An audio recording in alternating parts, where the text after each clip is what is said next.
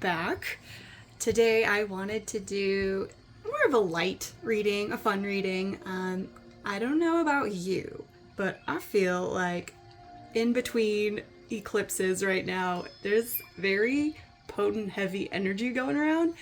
I swear to God, like everybody I know right now is going through something really heavy, experiences or just conflicting times, and I don't know, it's just a very heavy energy right now. So if you're not experiencing that, lucky you. But I wanted to do something kind of light and fun and just to kind of pump you up, have you see what is wonderful about you. So today's reading, the theme is what is special about you and what do people most love about you.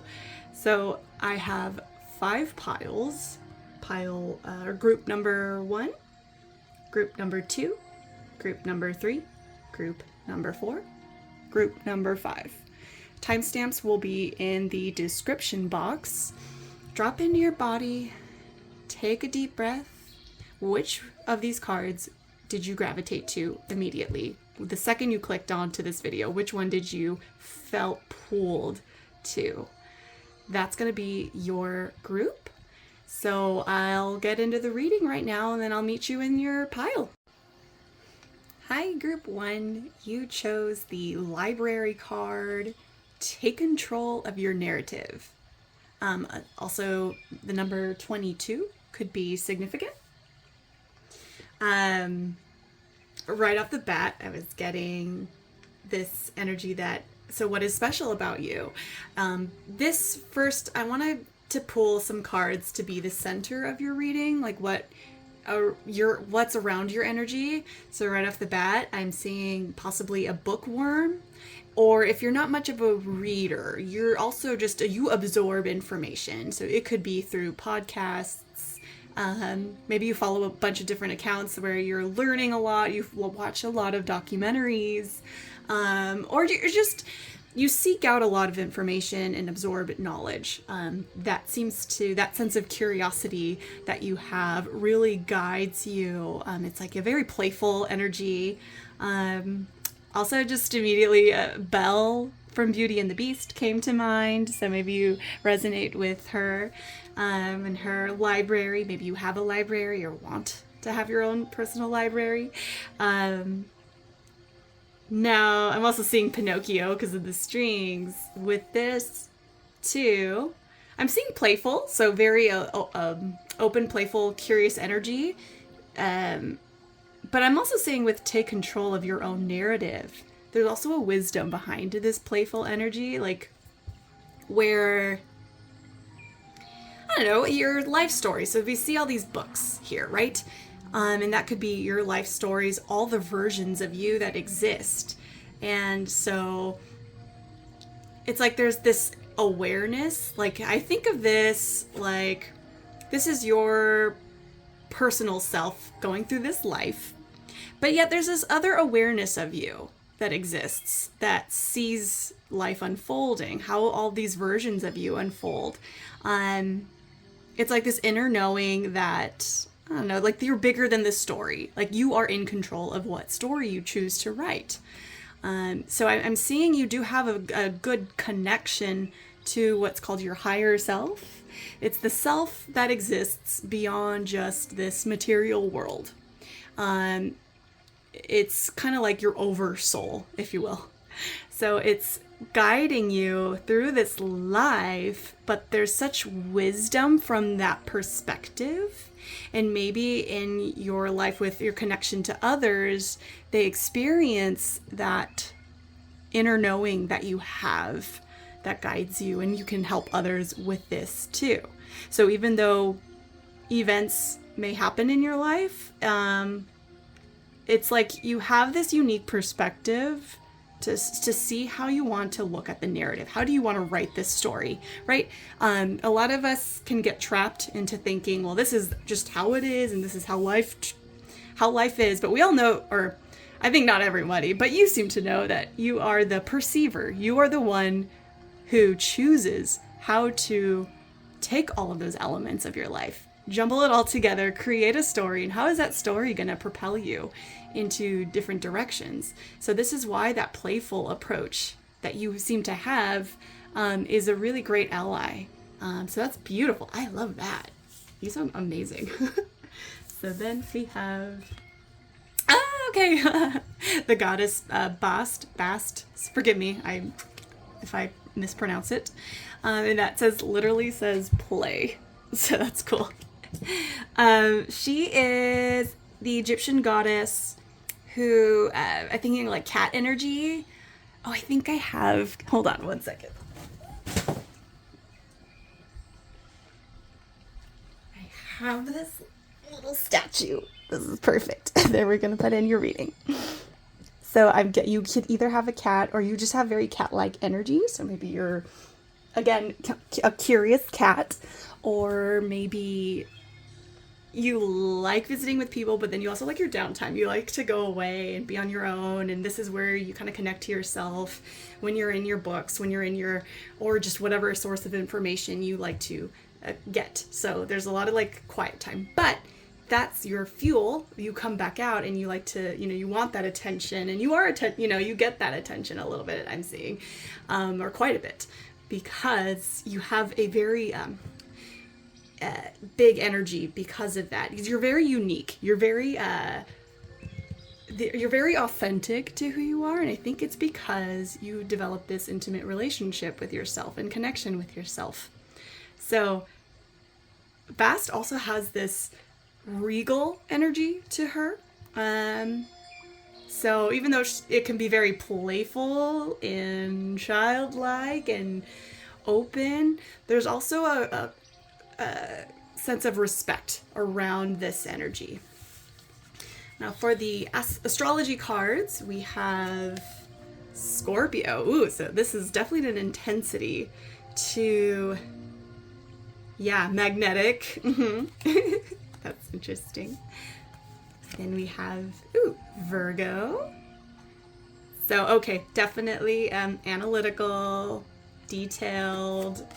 So that's really interesting. So yeah, you may even like darker things, or you gravitate towards, not darker things, it's just, more like the occult, what's hidden, maybe things, mysterious things to you, or you're really interested in history, of like ancient history, antiquity, or you just like to explore maybe darker themes of life, but not in a heavy, dark way. It's just like I'm just curious, like, what is this? And you could see maybe an example of that. Maybe the things you're attracted to, or the movies or books that you like may resonate that way. Let's see, opposition, polarity, tension, challenge, mirror, wavering. Oh, the sun. Ooh, yeah. So definitely big self-expression, strong personality. So you might be a little polarizing. So maybe there's something in your energy where some people don't know how to process it. So if you get people that don't really quite understand you, one thing with that, by the way, I was also noticed another meaning this card can take is that other people may try to spin the narrative. So maybe they, like the ones who don't know how to process your energy, may try to make you, they could either gossip or say things about you that isn't true to who you are. But what I'm hearing is that it's a misunderstanding. They don't know how to process your energy. And that could just be different life experiences. People project a lot of their insecurities or their understanding of life, and depending on those filters, how they perceive, they may try to spin the narrative. They may look at the things that you do, they may not understand it, or maybe just maybe they just have a distrust of people, so they think that like, oh, she's just or he's just distrustful. But what I'm seeing is they just don't understand you, and then this is maybe that opposing energy, the tension, that for those cases, they don't really know true to your core who you are, and it's really just once they start to get to know you, then it's like, oh, okay, this isn't somebody who's trying to undermine me or whatnot. They're just naturally very curious and playful, and tends to happen too. I mean, to have the Sun and the Scorpio card, which is funny, we're in Scorpio season, so hello. This tells me that, yeah, you have such a big energy to you and this power. It can be intimidating. So even if you think you're like, oh, me intimidating? Yeah, absolutely. Some people, that's why I think that it's either or, where some people are so drawn to you and they just want to know more about you because you have all this interesting knowledge about you. You're so interested in so many things and this curiosity that they just like, I want to know more about this person. So that's what's really special about you. Okay, next I want to see what else do people admire about you. What are their qualities? What are they grateful for? Let's see, I'm gonna push these off to the side. So first I got this Affirmators card. It says energy. Also, I just noticed the little cat, the feline sea there with Bast. I'm a channel for the infinite supply of energy that flows through the universe. When I'm feeling cranky, discouraged, worn out, from this only Tuesday and already a nightmare. That's funny, I'm filming this on a Tuesday. I get swept up in a golden cyclone of magical, glittering, vibrant as the dust, and suddenly become the reigning champ of tirelessness. BRB, victory up. And what's funny is these are making me look at the little shoes. It looks like Hermes with the little heels on it. If you notice, Virgo, aligns with Mercury energy. It's very mercurial. So this really talks about the mind, that mental, maybe the way you communicate, the words that you use really draws people in. So let's see these are the archetype cards. I want to see what do people most admire about you. We have the Fool. Oh, I love it. Fearlessly revealing emotion, helping people laugh at absurdity and hypocrisy. Okay, so you're very funny. And you may have this like dark sense of humor too. And you're just very witty, especially with the Virgo energy. And then I'm seeing, well, energy in general, with your playful. So you may have very playful rhetoric, playful banter. So I'm seeing that. What else do people admire about you?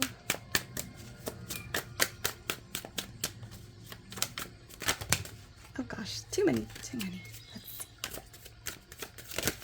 Okay,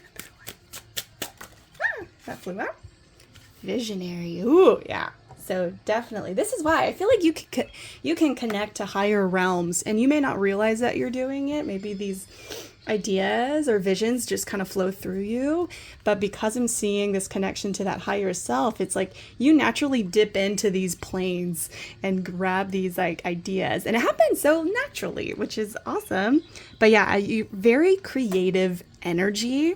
Maybe you work in a very creative field, or you have hobbies that were very creative. I'm just seeing such an open mind too. And people really like listening to you, like your ideas, like what you have to offer. The way that you see the world is very unique. Yeah. I see that you just don't take life so seriously. Right? I mean, we still have serious moments in life, but you process it in such a unique way. You take that downtime to really take different perspectives. And so I think that's what people like about you is like, oh, I didn't think of it that way, the way that you just told me. So maybe you're helpful when you talk with your friends or other strangers, and the way that you help them perceive things differently than maybe your natural instinct to perceive is. And then I want to see one more card. Just what about your energy?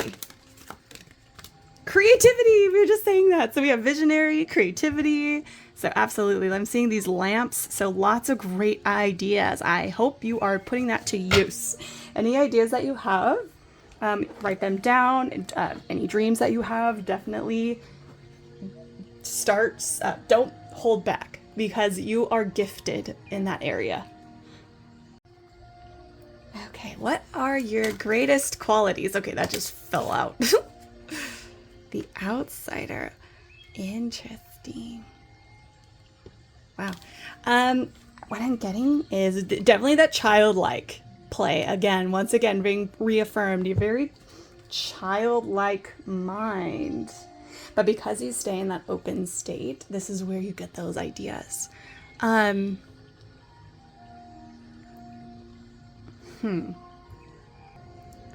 might want to grab the tarot real quick just to elaborate, because I see this child is caged in, and I want to find out a little elaboration of why that is.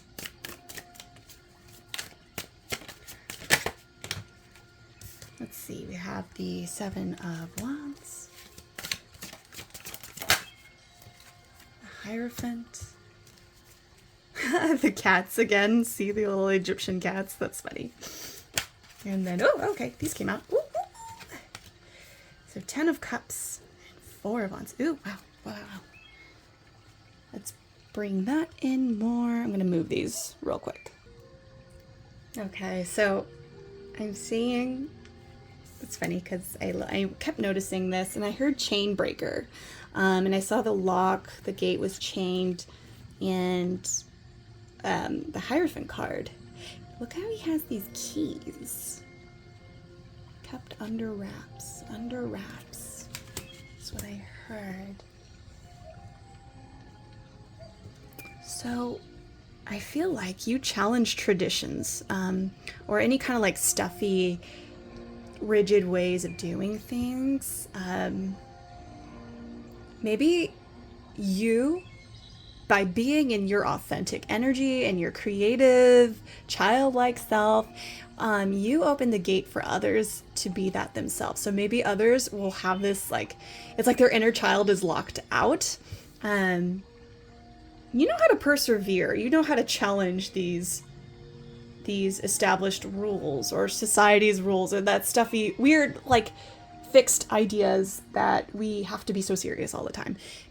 I feel like you bring such a joy. You have like the 10 of Cups here and the 4 of Wands. And look how happy they are. There's this like happy family. Those are like little kids too in costumes. Looks like the Fool energy again. Yeah, you helping people laugh at absurdity and hypocrisy. And that literally the Hierophant card can be about hypocrisy. So you're like, it's like everybody's following this one trajectory, and you're like, let me call out the obvious here. We don't need to be this way. Like, let's lighten up. We could still do the things that we need to get done. And it creates such a beautiful space for others. Your energy, you just naturally do this, by the way. I don't think you even have to like really do anything. And that's the beauty of it, of who you are. You don't have to do a damn thing. You just exist, and it naturally, and just be, as long as you're in your authentic truth, you bring a lot of lightness, a lot of play, at things. You just lighten up the room. And a lot of people feel comfortable to be themselves. Like, I'm seeing everybody, like, I think of like, I just heard herding cattle. Like, it's like everybody's in the same line, and then here you are, the different one, like, wait a minute, what are we doing here? Let's challenge this. And so you're opening the space for more play, more connection, more authenticity, and that's really awesome. I love that. That's super cool. Okay, let's now go in and see. Okay, let's see why you should be proud of yourself.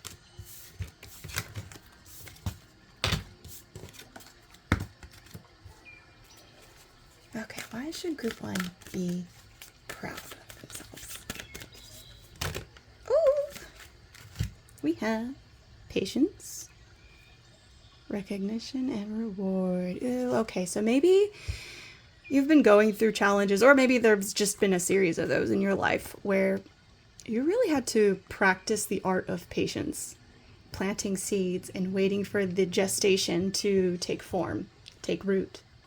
And that's a very frustrating process too. There's so many cycles that you probably, in seasons, you had to wait just to see things come to light.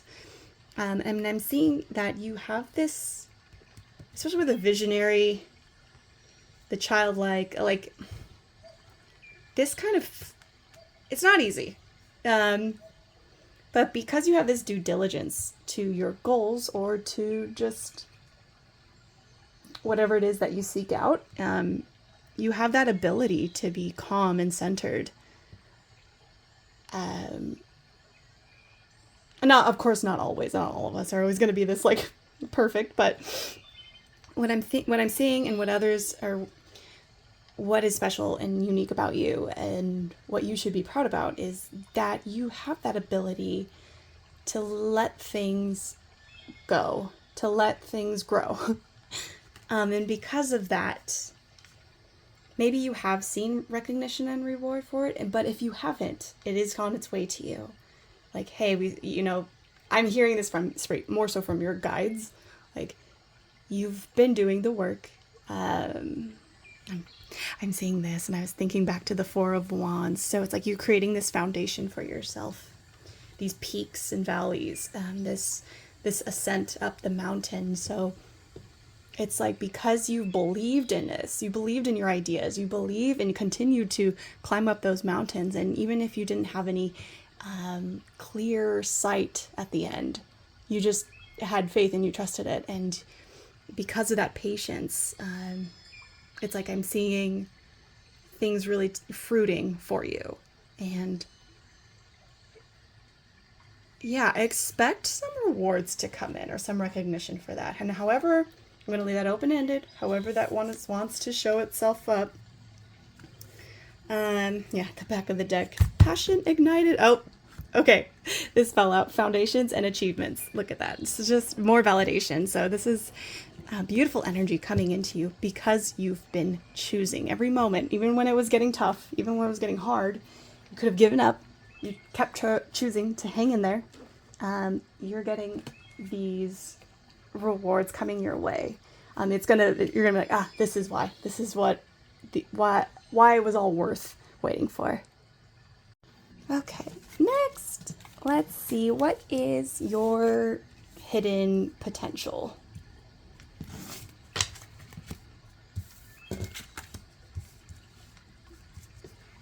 Okay. What is your hidden potential? And likely, what are you not seeing about yourself?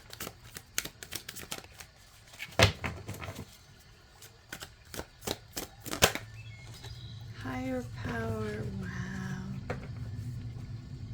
Okay. And on the back of the deck, I see Observer.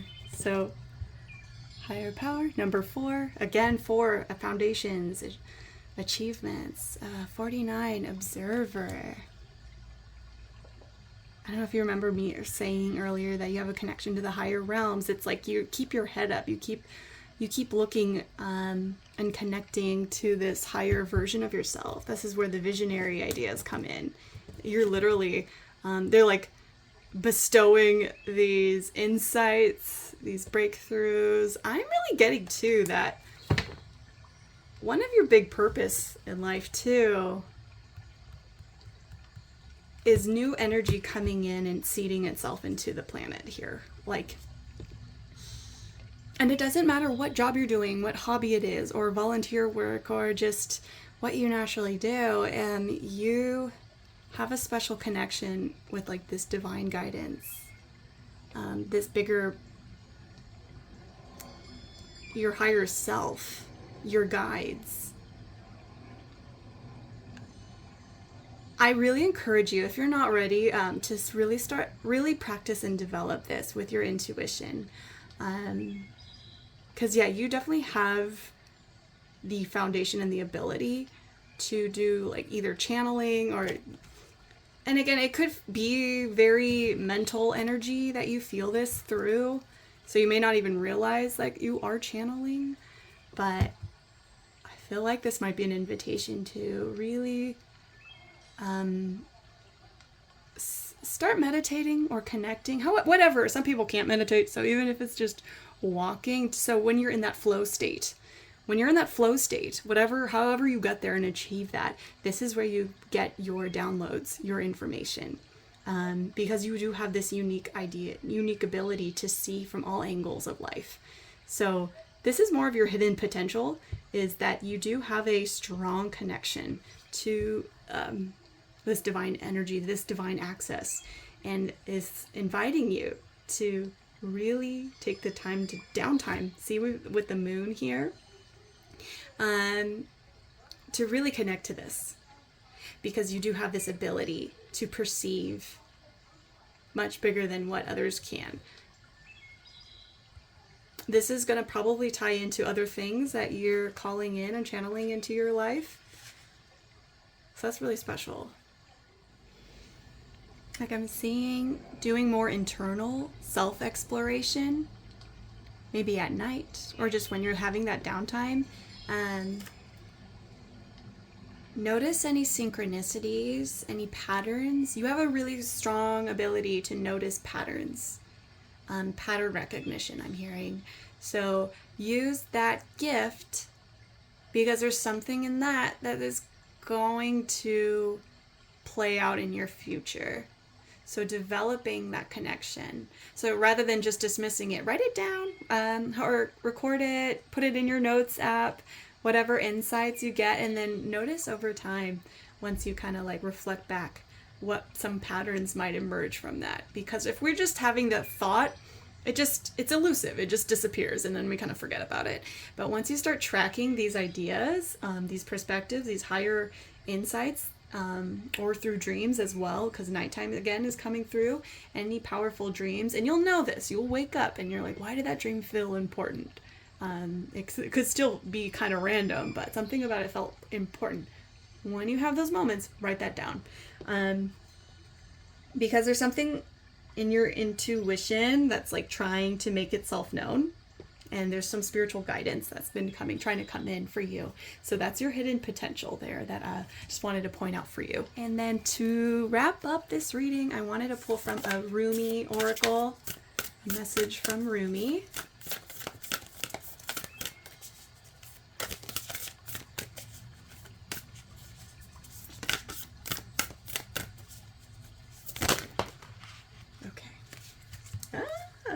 Let's see. You who show the way.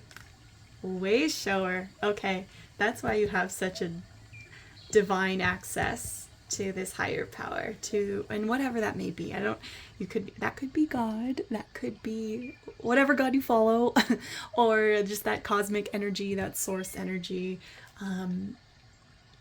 Yeah, like I said, you are getting downloads because it's like you're seeding something into this planet and this earth, through that connection to the self. Beyond the threshold of fear. Okay, I'm gonna get the book to read that. Give me one moment. Okay, right before I was about to just put this card here, I saw deep knowing as well. So foxes, owls may be significant. There's our little moon friend again. But yeah, like I said, you have a very deep inner knowing, a strong intuition that you have. So let's see, put these here.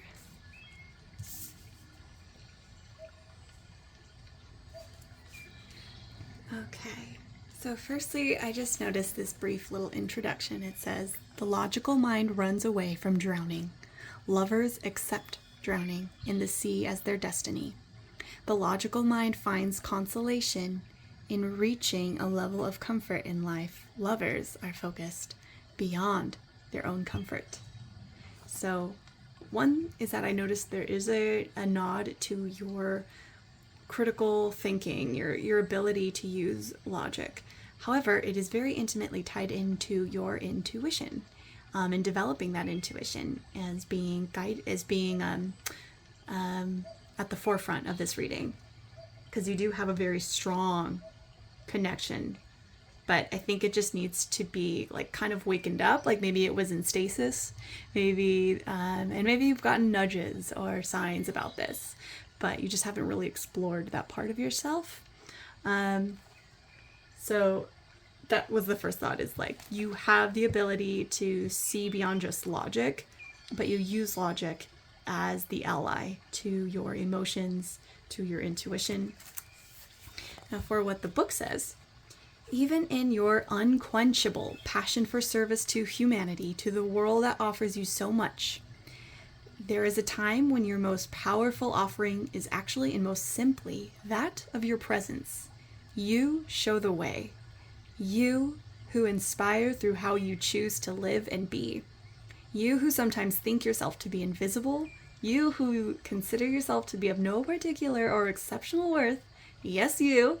You who, through your choice to live your truth, reveal my face, demonstrate my love, embody my presence, heal my beloveds, and love my creations.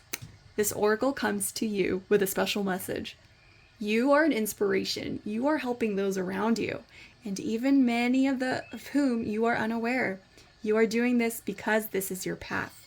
This is your way. This is your gift, to live a life dedicated to the growth of consciousness, and through the dedication, inspire others to receive the loving consciousness of the great beloved that can benefit them so greatly, no matter what their situation or circumstances. You are not doing this through any effort or will. You are doing this because this is your nature, your being, your way, just as the sun breaks through darkness with its own light, shining light with its presence by simply being. So too does your inner sun, your soul. You are also being gifted through this oracle with a sign, a portent. This oracle is an omen, an issue too difficult for you to understand, no matter how hard you have been working on it, is about to be resolved. You have no need to hold on to it or become more worthy of that resolution. It is going to happen according to the grace of the great beloved, and your job is to allow it to happen, to simply bear witness to the resolution, even if you have no idea what is going on in the process. You may find that whilst you are letting go, the resolution happens without you being aware of it until after the fact. Then apparently, all of a sudden, what was an issue no longer is. So that's beautiful. So what I'm seeing with how it related back to this reading is kind of like how the divine is taking care of it. Because you notice how I was saying, like, you may have been going through something where there were peaks and valleys, trying to get this foundation built, and the patience you were exuding, that was that confirmation that, like, hey, we got this. Don't worry. Keep being your beautiful, lovely self. You who just exists, being that beautiful, open, playful, silly person and curious person, is doing a lot in itself. There's nothing else beyond that you have to worry that you had to do more of. So I hope that was a little bit of a confirmation for you. If there was something that you were worried about, that you're like, why is this not taking shape or taking form or manifesting? It's on its way. And then real briefly, I'll just get into this one that says beyond the threshold of fear. Okay, this one line reminded me of this card. It says, this oracle comes with spiritual guidance for you. You have broken through a barrier, a self-imposed barrier of fear. Whether it seemed to originate from within your consciousness or from an external set of circumstances that held you back from taking the steps you are now taking or just about to take. These steps may feel strange, new, uncertain, and exciting. Your mind might not have received the memo that fear-based existence is no longer in operation for you. It may need a loving, tender, reassuring, and firm update that the relationship you have with your fear is now rather different. You are the witness, not the victim.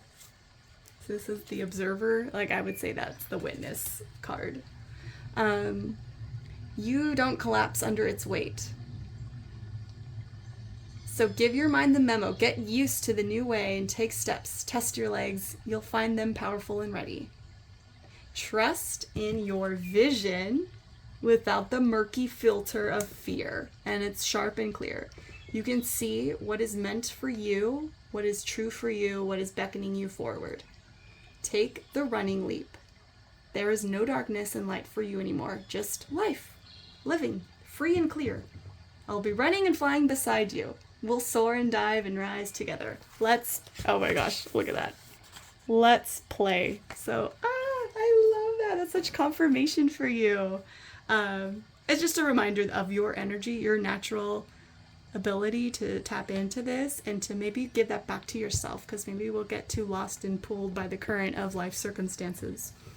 But to remind you to put that power back into yourself and give that love back to yourself, because you do this so naturally for others. And this is that energy that like wants to come back to towards you, towards that. So that was amazing. That was your message, group number 1. I hope that resonated. And I will see you in the next video.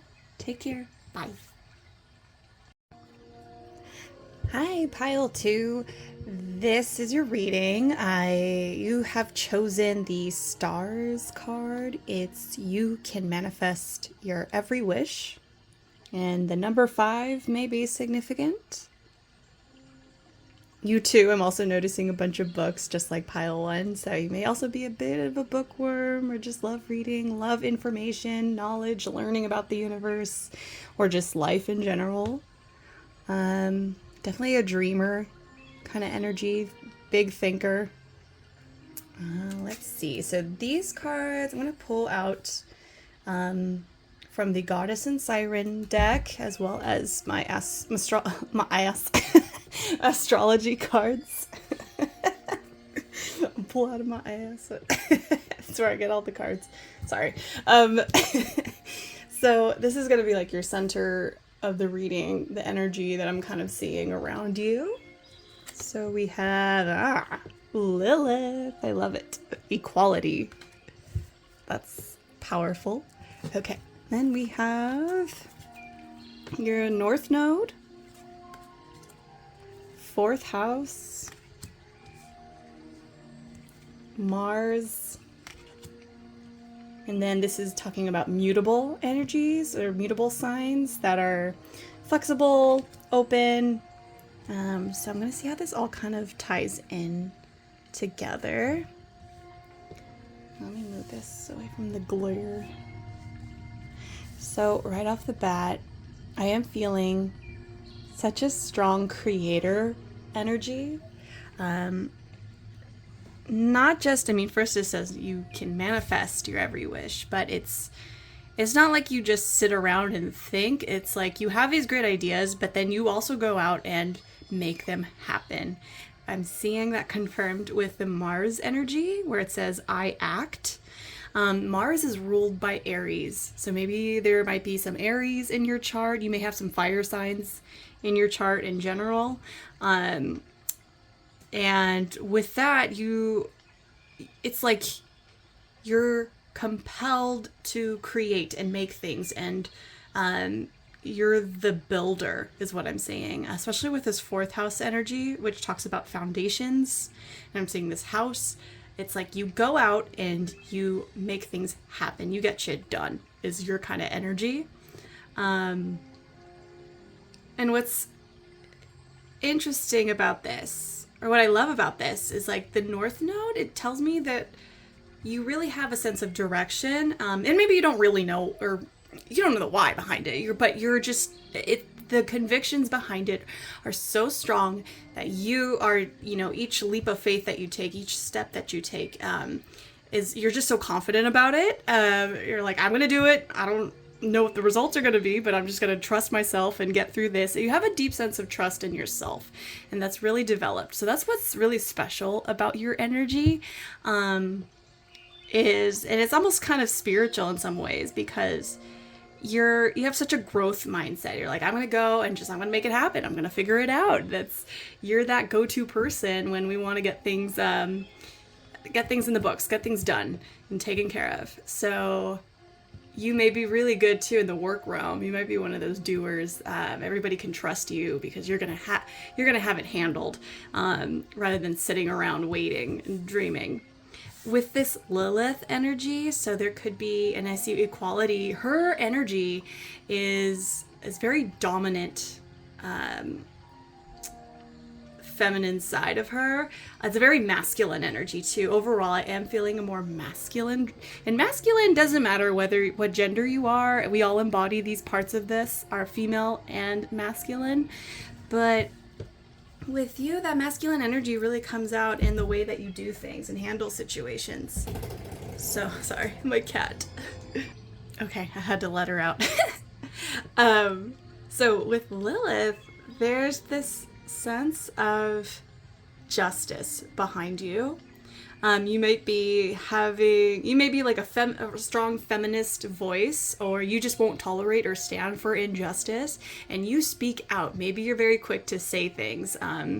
You're very passionate about the things about equality, about the things that aren't right. And you might be the first one to say something. Maybe everybody else kind of like beats around the bush, but you'll just be really direct and say, nope, this isn't cool. I don't agree with this. We need to get this done. This is how we're going to do it. So very boss-like energy, very leader-oriented energy. I love that. That's exactly how you get things done. I'm seeing too with this home. So it can also talk about family or about being a parent. Maybe you are a parent, mother, father. And what I'm feeling about you is that you do bring the sense of home for a lot of people. Like you feel like home. It's like, this is the person who I can relax around, I know is gonna take care of me when I'm in need of most. Like you seem like the really dependable kind of person to lean on when people are going through things. Because even though you have this like fieriness in you, it's like you also have with the mutable energy, you see open to influence, flexible, tolerant. With that next to it, it really balances out the energy and really helps create that nice flow. So it feels good to be around you. I'm also getting with the Lilith, she can have a very strong like sexual attraction with the Mars energy too, which is about passion, sex drive. You might have a very strong sex drive or just very connected and in tune with your sexuality. So either you might be the one to be the first to go flirting with people or ask people out on dates or just show that you're interested. Or it could also be that maybe you're not so much you say it, but your energy and your aura is just so palpable with this desired sexual energy that you kind of naturally draw people into your orbit. So you might get approached by a lot of suitors, or just people just can't really put their finger on it, but just feel very turned on by you. So it's a very powerful energy. But I think it really just, the thread of it is tied into who deep down your core, you're so, you have a good sense of your own sense of self, and people are attracted to that. So next, let's see, I want to see, what do people love about you most? I'm going to push these out of the way.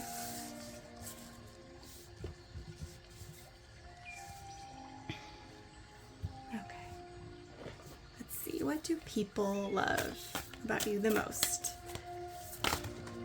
Oh boy, that's way too many. Can I just get one?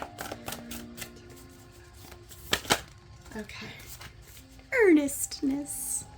Look at little sign. Please go away, thank you. Maybe that's you being really direct. I align with the most valuable, earnest part of myself and share my thoughts, imaginings, creations with the sincerity of a preschooler. Cynicism is boring and a bully, and it's no longer welcome in my mind. If it tries to stay, anyway, I'll picture a giant pile of puppies and watch it run for the jaded hills. Bye-bye, cynical cynicism. Hello, pure joy of heart-tickling expression. So that's what I felt with this fourth house. Like you feel like home, you feel like there's this warmth about you, but you're also very direct, and that's that earnestness. You don't mind putting up boundaries. Like, no, that's it, that's enough. You could go now. But people feel that too. So there's this, it's like this commandeering, this respect that you have by naturally doing that and exercising that willpower that you have, but you're so sweet about it. There's like, again, with the puppies, the like the mutable energy that you have. It's not overbearing, like this, like, especially because it's talking about cynicism and repelling that. So it's like people can have boundaries, but sometimes they do it so harshly, and you're like, wow, lighten up. You're the opposite. I feel like you're very, I mean, maybe here and there you might be a little like, ooh, that was a little too strong. But overall, you're very sweet about it, and you have a good tactfulness how to handle that. Okay, next, let's see what qualities do people love about you. We have, there's the parent card, the mother, nurturance, patience, unconditional love, joy, and giving birth to life. And we have detective. So great powers of observation and intuition, desire to seek out the truth. So I'm seeing the book again. So yes, you definitely have a good sense of, or just naturally always gravitating towards studying, noticing different patterns, picking up on things, subtleties. I'm hearing mother's intuition too. Because I don't know about you, moms just have that second sight, that second, like, that gut feeling that they have is so strong. So that's something that people really love about you. Maybe you're also that person that can, like I've had some friends where I just look at them and they just give me a look and they're like, what's wrong? And then I immediately break down and cry. Or like with my mom too, it's like I see her and she just like taps deep into my soul. And that's what the feeling I get with you. Maybe that's the kind of energy and that people really love about you, because they feel seen, they feel heard, they feel nurtured. The mask that they were wearing, you see through that. You see through the story and you're like, okay, what's going on? What's really, like, you might pull them aside and be like, okay, tell me what's really going on. And people can just unload their burdens. And that's a superpower that you have, is to get them to be open and vulnerable with you. And it's really humbling. Like, you don't feel like you're trying to use this information against their back. Like, you're just there to be a guidance for them. So that's what's a quality about you that people really love about you. So next, let's see, what do they admire? What do people admire about you? Oh gosh, okay. Definitely fiery. Again, confirmation with that Mars energy. So yeah, you could be Aries, Sagittarius, or Leo, or just something in that is in your chart. I heard spicy. You're very spicy. Performer. So that is no surprise to me. Maybe you do like to, again, like with attracting that attention, but you also enjoy it. You play with it. People like listening, watching you, hearing what you have to say, or maybe more, or if you're a musician, maybe just listening to you play, or perform, whatever that performer energy is and how that shows up. This is what people really admire about you, is like, you know how to draw in a crowd, and it's just like hypnotizing is what I'm getting from that. Oh my gosh, back of the deck is caregiver. So again, mother, the 4th house. Yeah, you definitely know how to nurture people. You might be that person to, everyone wants to come over to their place, or you play host a lot for others, and you just naturally give to others. It's just like in your nature. You may be good with animals. Maybe there's a connection to horses. There's this gentleness about you. Yeah, that's really sweet. I like that. Okay, let's see what else people really love about you. Peace. Oh, that is beautiful. So yeah, you're about peace. You're that good kind of like fiery energy where it's not used to like negativity. It's really used to empower. But there's such a peacefulness in your nature and your aura. Because that's really your mission behind it all. So even when you seek out that equality, or when you speak up for others, it's like you speak up for people who don't really have a voice. Whether that be larger on a larger stage, or on a smaller scale in the community, or with friends or family members. But there's this diplomatic energy about you too. Okay, let's find out, what are your greatest qualities?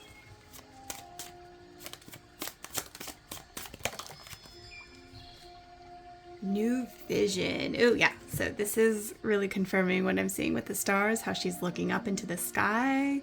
It's like she's pulling in all this, like all these downloads that are coming in. And again, with this creator energy, it's like you're it looks like a house too. Look at how this is shaped, this foundations. It's like you're creating the foundations, you're creating these manifestations. This is what drives society forward. I don't know why. I don't know on what scale your mission or your purpose is here, but it's like, you know, you're not just an idealist. You go out and do things. And so, and that flexibility again, that mutable energy, like look at how the arched back is. It's this flexibility of the mind, but also this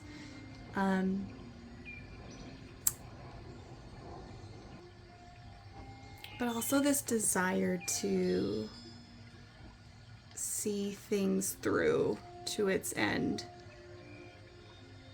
You're the opposite of me. I'm like I start projects, but I never finish. You feel like you actually see it through and finish it. So you might be a project manager or some kind of manager, leader, coordinator.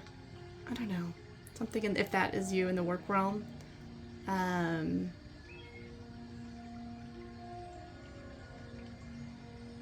Yeah, you're a builder, is what I'm hearing.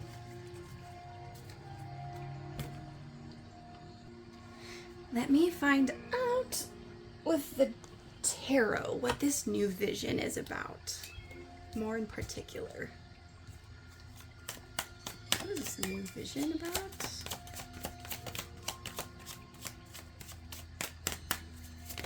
Oh gosh, oh gosh. Okay.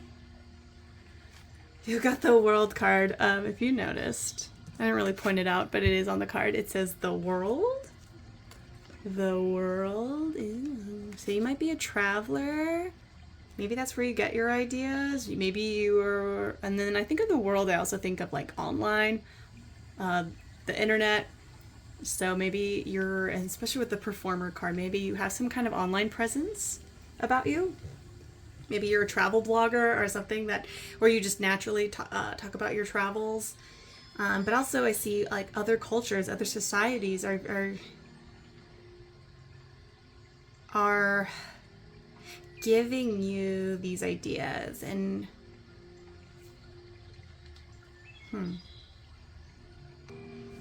I see you throwing caution to the wind. Like just the way she like lifts her hat and lets it go. There's sort of this carefreeness about you. And this willingness to go out and have your own adventures. And again, that requires such that doer attitude, like, I'm gonna go do this now, and this is what I enjoy, this is my life. And then you have the Ace of Pentacles, no surprise here. You go and seek out opportunities. And you make shit happen. Like, you're the manifester, you are the creator. You may have the idea, but you're this master of the material realm. You know how to go after it and put a plan into action, is what I'm hearing. And then you have the Sun card. That's so beautiful. It's like you literally bring in the sun energy. That masculine energy again is really, really coming to play here. But it's such, again, this peaceful, oh gosh, okay, I'm noticing the mother again. Look at the mother. It's the maiden, mother, and crone energy. So something about cycles, because the world is about, you know, the end of a cycle. Gosh, with this, and then the peace card. Yeah, what a gift. What a bright light you are for so many people. That's one of your really beautiful qualities. Such a positive aura to be around. I'm seeing different generations too. Maybe you're bringing in future generations. You're like a future ancestor. I don't know why that just came in.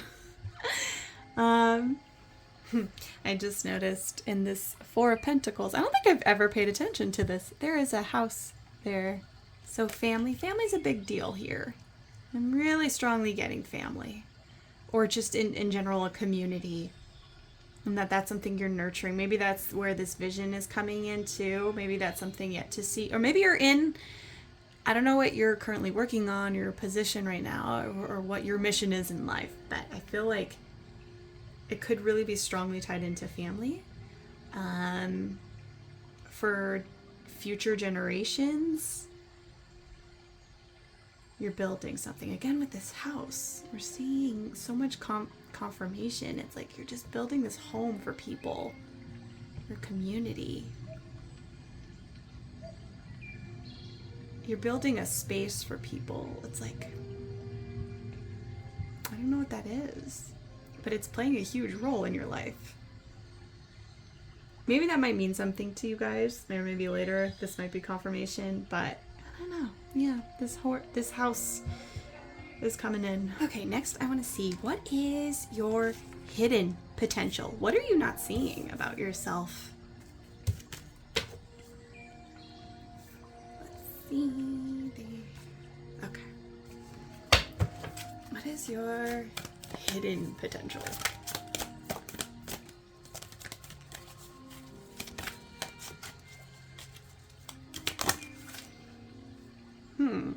Message in a bottle.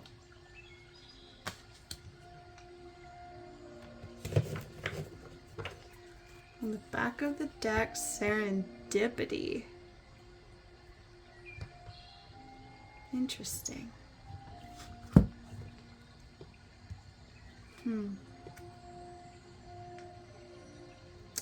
Something.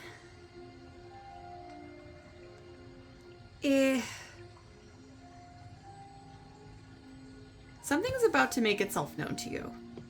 Ooh, that might be a mystery. I might have to leave that as a mystery for you. Because I'm seeing serendipity and message in a bottle. It's like we're waiting for a phone call. It's like something's about to come up to the surface and come out to you. So I feel like the universe is planning something that's going to just pop in really random. It'll feel like it's just the right time, or something about it feels like that Wheel of Fortune kind of energy where it was just kind of fated to happen. I'm gonna get the tarot to see if I can get any more answers about that. I'm gonna use this deck. Okay, can you tell me more about this serendipity and message in a bottle? Queen of Pentacles. No, not so funny. This is literally like the mother card. But she's like the queen of her own finances too. Financial stability. The Six of Pentacles. What is this? Oh my gosh, the Ace of, are you kidding me? We literally got that. It's coming again.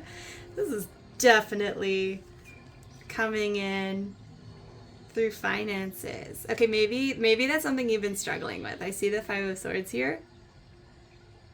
So maybe there's been some conflict with money or setbacks with money, but I'm really seeing it could either be through a handout, something special coming in for you, a new opportunity, a business opportunity, or a new stream of income that's coming in, because you got literally like 3 pentacle cards.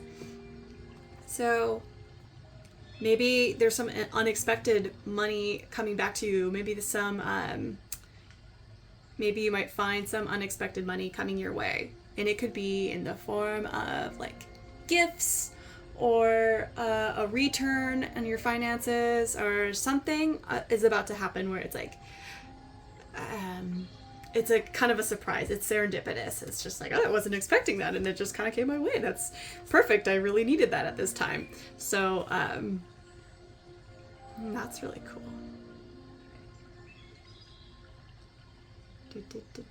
Or some kind of like inheritance too that could be coming in. A return on investments. Yeah, so watch out for that in the next, well, I don't know what the timeline is, but it seems to be, money seems to be on its way to you. And that is always a nice thing to hear. Okay, so lastly, I'm going to get a message from the Rumi Oracle. And this is really just a message from your higher self, some guidance or just what it wants to let you know. I don't know where to put these, so I'll put this here.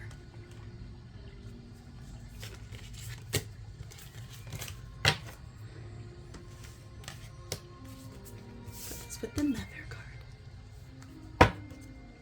Okay, message from Rumi. Okay. Oh, everybody's getting like 2 cards here. So we've got Beyond Death, Life, and Beyond the Threshold of Fear. Literally the first group had this card too. And it was like the secondary card, so that'd be funny if the next group gets it. Let's see.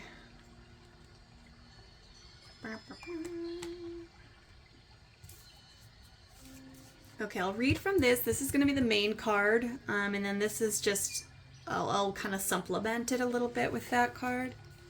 So it says, Beyond Death, Life. Footprints lead to the shore of the sea. It's funny, I kept looking at her feet, and I'm like, footprints in the sand was in my head. I should have said that earlier. Beyond that point, no trace remains. The soul craves variety because it leads to wholeness, and wholeness leads to divine revelation. The purpose of the soul incarnating in this world in the first place is to realize its divinity through the sacred crucible of life. The older the soul, the closer it is to the realization of divine oneness. So here you are, an old soul, at the edge of something you have known. At the cusp of an ending and a beginning. Perhaps you're already in surrender and falling in, or perhaps you are fearful and resisting as you greet your unknown destiny. Yet this moment is happening because your own divine soul has chosen for it to be this way, so that love may grow. There is no punishment in this ending, nor is there anything to fear. There may be pain, there may be grief and loss, there may be uncertainty and even insecurity. Yet you have a heart big enough to bear such growing pains. Your heart is even big enough to receive the joy that is lying in wait for you as you stumble across her in the course of your clumsy, inspired travails into new life. You can scoop her up in your arms and spin her wildly about as she delights in your embrace, throwing her head back and laughing her vibrant, contagious laughter, filling you with exquisite ecstasy. Yes, you shall know the truth, the knowledge that the divine is with you, guiding every unfolding moment of your life journey. No matter how dark it may first appear, the divine is with you in unflinching generosity, with compassion, and with fierce passion for your blossoming into all that you are, all that you can be. So what must you do to receive this divine grace, this new life? You must be willing to face death. It may be that death has come to you in the form of loss of a beloved one, a physical loss that takes you into the darkest despair or depths of your grieving heart. It may be death that comes to you in the ending of a financial or professional situation you once relied upon. It could also be in the sense that you don't really know who you are anymore.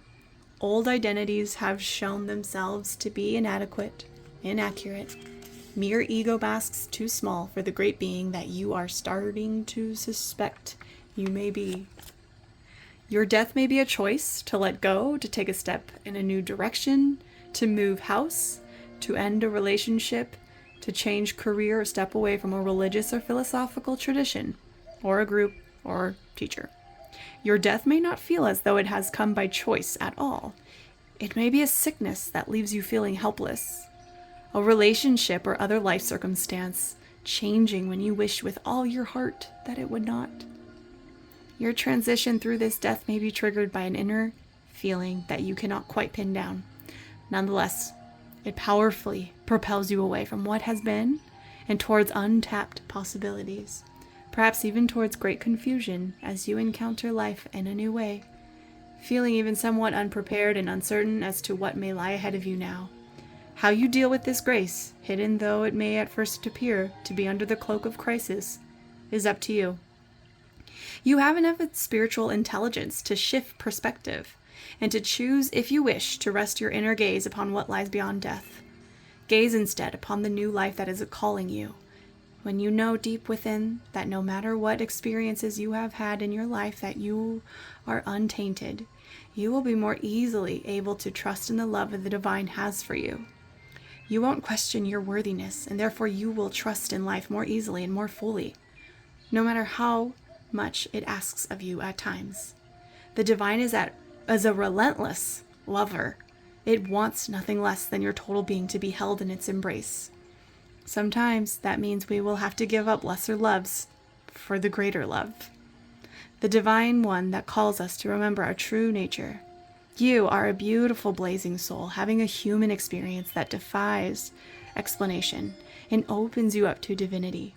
That is what is happening in your life now. Whether the death is obvious and painful to you, or whether you are uncertain as to how it is yet showing up in your life, either way, there's an ending imminent and new life coming to you, with greater opportunity for your radiant soul to shine its beauty in the world. Grasp it eagerly, beloved. Now is not the time for fear or hesitation. Focus on what is becoming, whilst honoring what is no longer to be. Wow, that is powerful.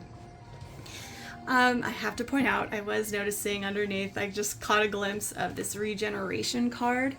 Oh my god, are you kidding me? Looking underneath that! No place like home. Oh wow, okay.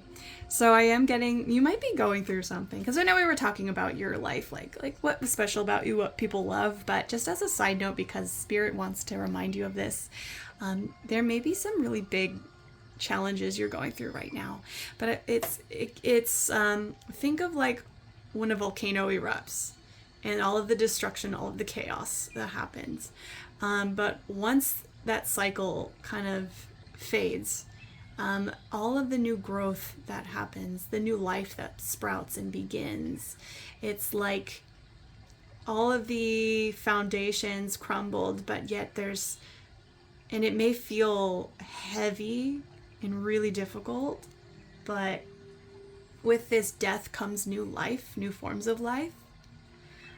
So it's really, honoring what is dying too. I don't want to take away the experience or diminish that experience. So whether it is a physical death that has happened, or just a death of an ending of a friendship, of a lover, or business, career, this is kind of like that caterpillar energy where it's like changing into the butterfly, the metamorphosis. That seems to be what's reminding you here. And maybe you're gonna get some signs from the universe that are like, hey, chin up, we got you covered, we're here, we're listening, we got you. I'm wondering if that was why the finances were coming up too. Here, like a handout. Some new opportunity on its way. Beyond the threshold of fear, so really was just talking about getting out of the programming of fear, using these triggers at this time to help move past that energy. And just let it take its, let the shores, I'm thinking of like the shores of the mind that ebb and flow. So when those energies come up, just ride with them. Don't have to engage with those intense emotions. All you have to do is just be the witness and watch. Because that is helping, and it's helping you move into the right direction of where you need to go. So really watch the stories that your mind is going to start being tempted to create. I am getting that sense, as it was saying, that you were an old soul, because we saw that mother energy come in, the caregiver, all these generations, these versions of self. Yeah. You're definitely some kind of old soul, and that's probably why people like to come to you for your wisdom, or they feel safe or feel like you give some sort of direction in their life, because you've gone through so many of your own experiences, this life and past lives, that you came in with this strong inner knowing. So, wow, that got deep for the last ending there. So whatever it is that you're going through, I wish you all the peace, all of the healing, love, and journey through that process that you're going through right now. And I hope it eases soon, your pain eases soon, and that you may find more joy and peace coming your way. So anyways, thank you so much for tuning in and being part of this reading. It was an honor to read for you. And I hope to see you in the next reading. All right, take care. Bye. Hi, group number 3. This is your reading. You chose the Throne card. Your potential is endless. And that's number 45 may be significant for you. In regards to what is special about you, I pulled these cards to be the center of your reading, just to give me an idea kind of what your core self is revolving around this. So we have the Aphrodite card. This is self-love. The Joan of Arc card, faith. And then for the astrology cards, we have third house, planet Mercury, ruling sign is Gemini. And we have Gemini again, which is ruling sign by Mercury. We have Cancer, ruling sign is Moon, and then the waxing crescent and the third quarter.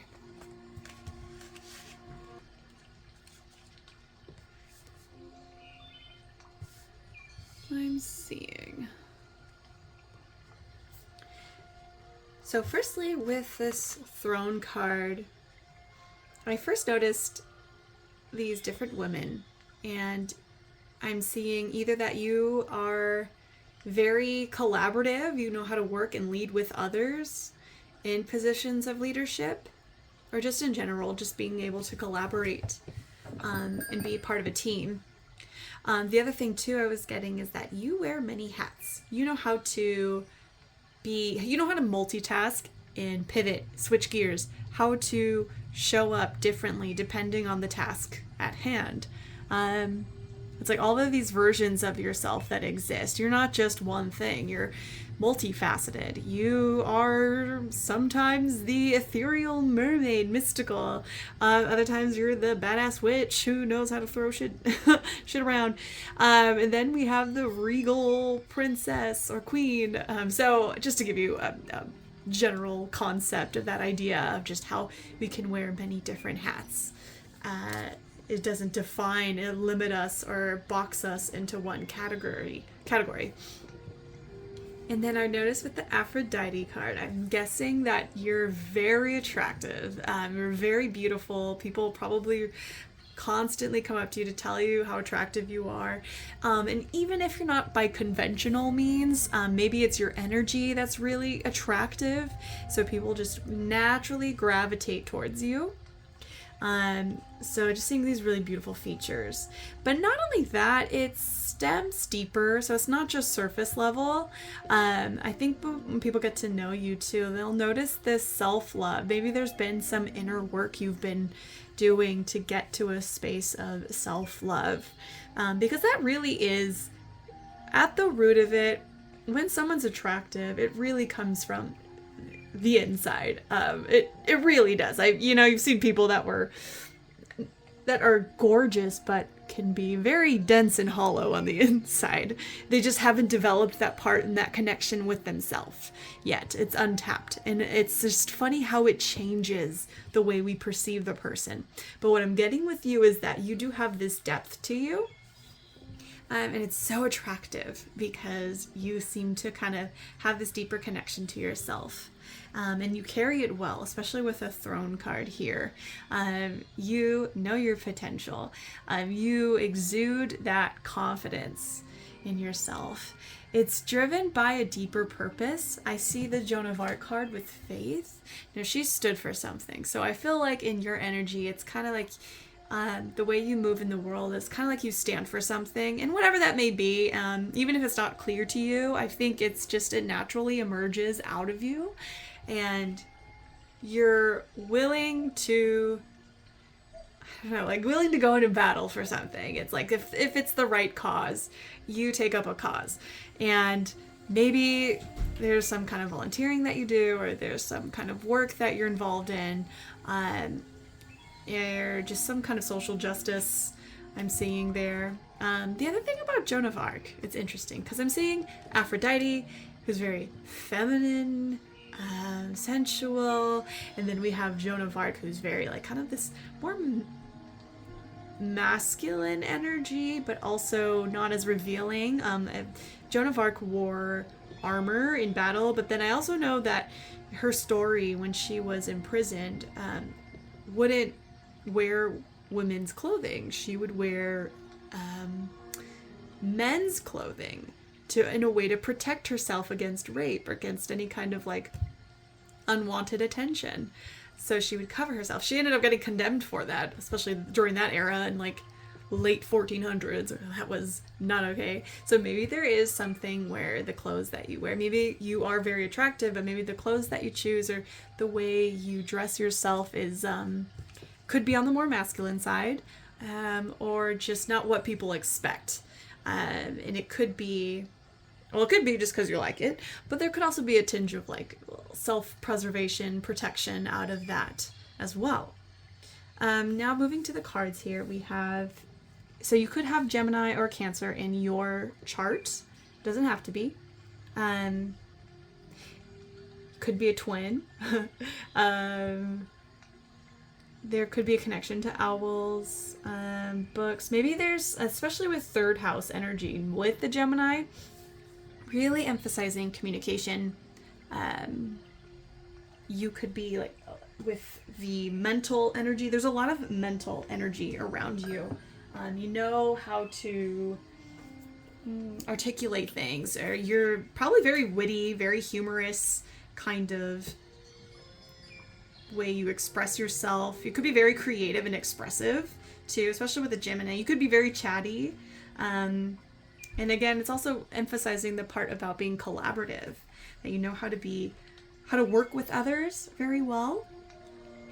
As far as kind of like what you do, maybe, with this Gemini and the third house, you could be involved in like some kind of like marketing or journalism, radio broadcasting, maybe like writing blogs, travel blogs, something social media. You have a way with words, and you do seem to have a platform, or you can really have a platform with that because you're so gifted with your words, and it's so connected to your emotions. Like, you have such an empathic, compassionate part of yourself that it's very healing. What you share with people is very healing. And it's a gift that you have the gift of gab, but it comes from a very nurturing place. So there's like healing words is what I'm hearing. You can like kind of give a sermon, especially the way they're on this stage. It's like, not like a soapbox, but it's like you can get up on stage and do public speaking, even if whether you think you can or not, you have the ability to have a way with words and persuade people. And then I noticed with the waxing crescent, so this is about planning, strategizing, using your intuition, which doesn't surprise me with the Cancer card because there's a strong intuition. You may have strong visions, just like Joan of Arc. Maybe she would get her visions coming in, and it was kind of like feeding her sense of direction. So that's coming through right now about what's special about you. And that's taking that downtime to explore those spaces.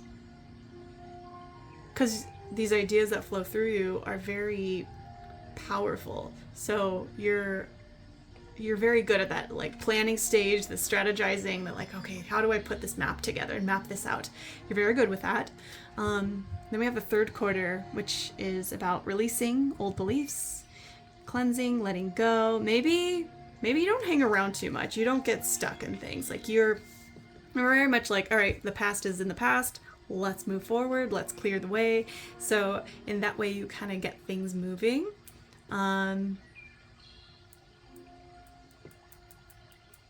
Yeah, tie up loose ends, responsibility. There's just like accountability that you have on yourself, and that's what people really love about you too, is that they can count on you in a lot of ways. It's this adaptability that you have too. It's like multitasking, this way of seeing things. And it's like you move through information and you take out what you need, the experiences that you have. You don't get stuck on it, and you're just like, all right, now let's move forward into the next thing. So, and it's just very good. It's a very like good cleanup kind of energy that you offer. Okay, let's find out, what do people most love about you?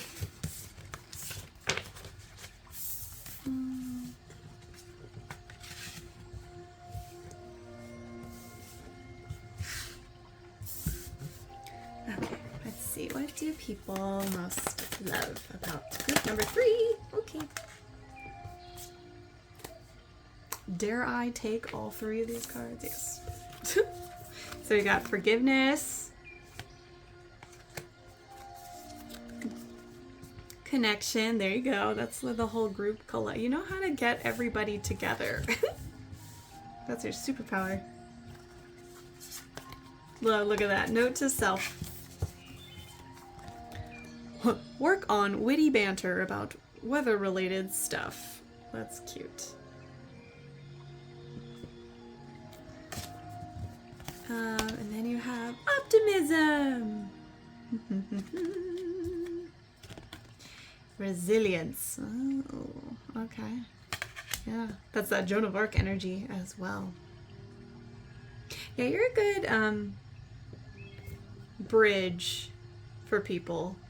It's like, because you have this adaptability to, it's like you can go to all these different groups and bring them all together and like synthesize it together. So you're a good unifier in that way. That's awesome. Okay. And forgiveness. I feel like that Cancer energy coming through too.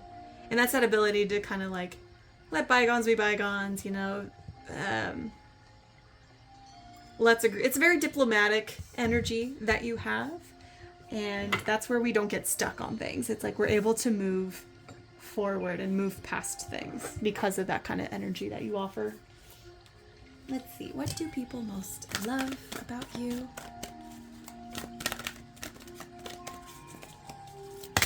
Okay. We have Seeker. Thirst for wisdom and truth wherever they are. With Liberator, freeing yourself and others from outmoded beliefs, releasing negative thought patterns. Wow, that is like a powerful change maker. You're such a change agent for so many people. Wow, that's beautiful. So that's what people most love about you. You have this potent energy to like really transform thinking, ideas, the way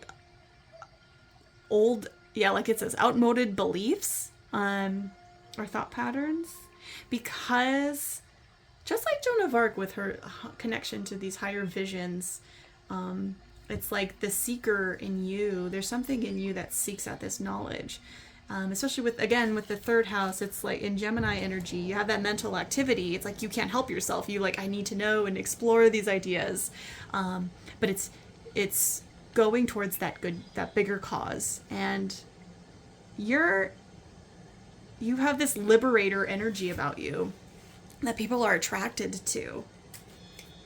So let's see what else we have here. So what do people admire about you?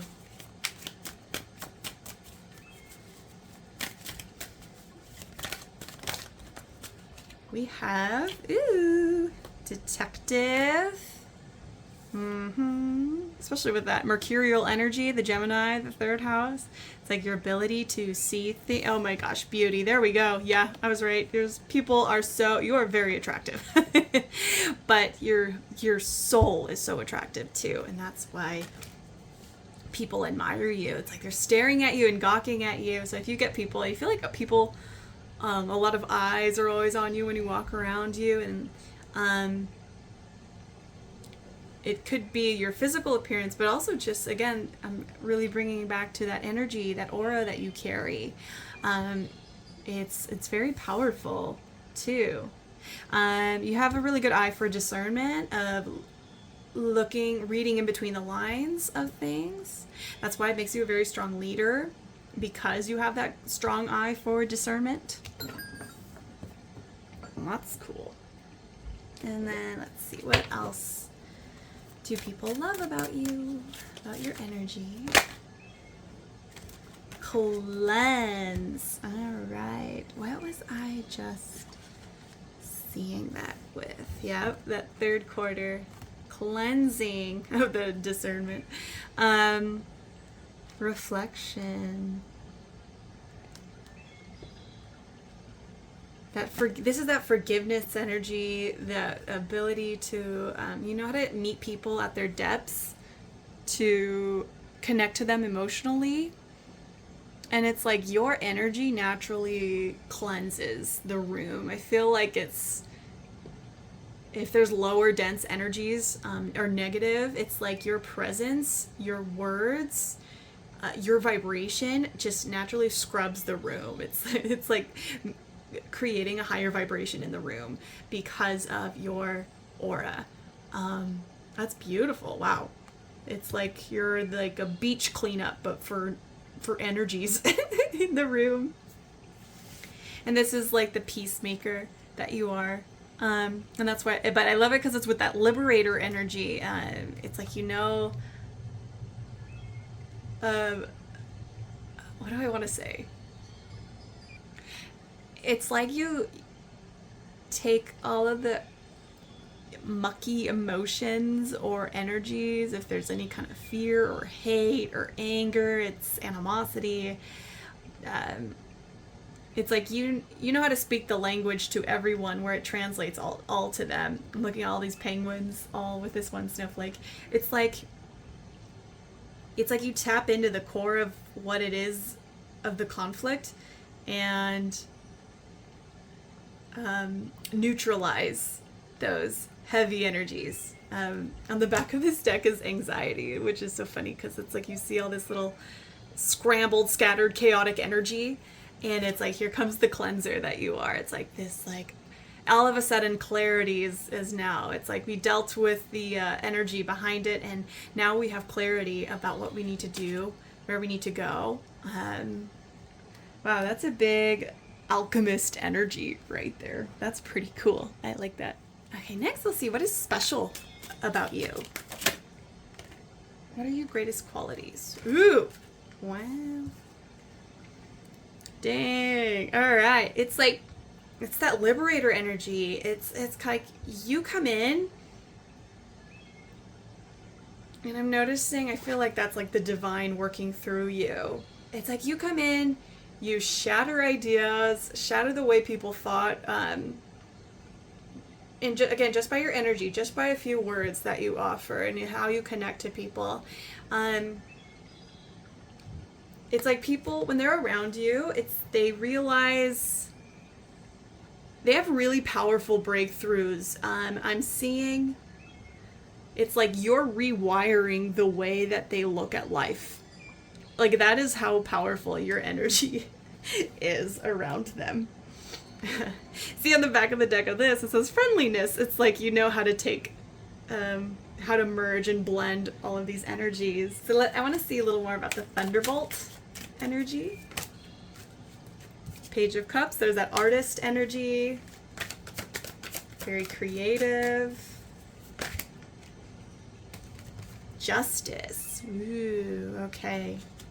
There's that diplomat, fairness, eye for discernment. Yeah, because it's like, even though,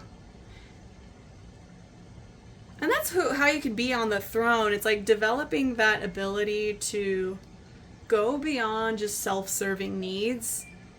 There's like some sort of self-sacrifice. Again, coming back to that Joan of Arc energy. It's like you have to be so above and beyond just like self-serving needs, what the ego needs. It's going beyond like how to help the community. How can I help others? It's, you know, that we versus me mentality. You're definitely more about, you know, how do you give to others, which is great. We need more people like that. So I see 5 of Pentacles and 2 of Swords. Yeah, you're like a safe haven for a lot of people. Because I think we when we get into trouble, it's like we start delving into that victim mentality, the lack mentality, or just whenever they're going through hardships, it's like you're that comforting place for them to come to listen to. It's like the sermon, I think, of a church where people want to listen to you. And then I'm seeing with the 2 of Swords and that bullseye target. Because you listen to your intuition, too. You, in such creative ways, really break through and shatter illusions. It's like, again, it's like that inner sight that you have that realigns people. It like recalibrates people to be like, all right, let me reorient you into where we need to go. And this is where the path is. This is what you're not seeing. This is what's going on. Like, you're very objective. You have the ability to be very objective and to not, even though you are informed by your emotions, you're not guided. Because some people will make decisions or be really irrational because they're too emotional. It's like you have a perfectly good balance of it. And this is how you get these deeper truths coming in to you. So, very cool. So let's see next why you should be proud of yourself. Let's see. Let's find out why you should be proud of yourself.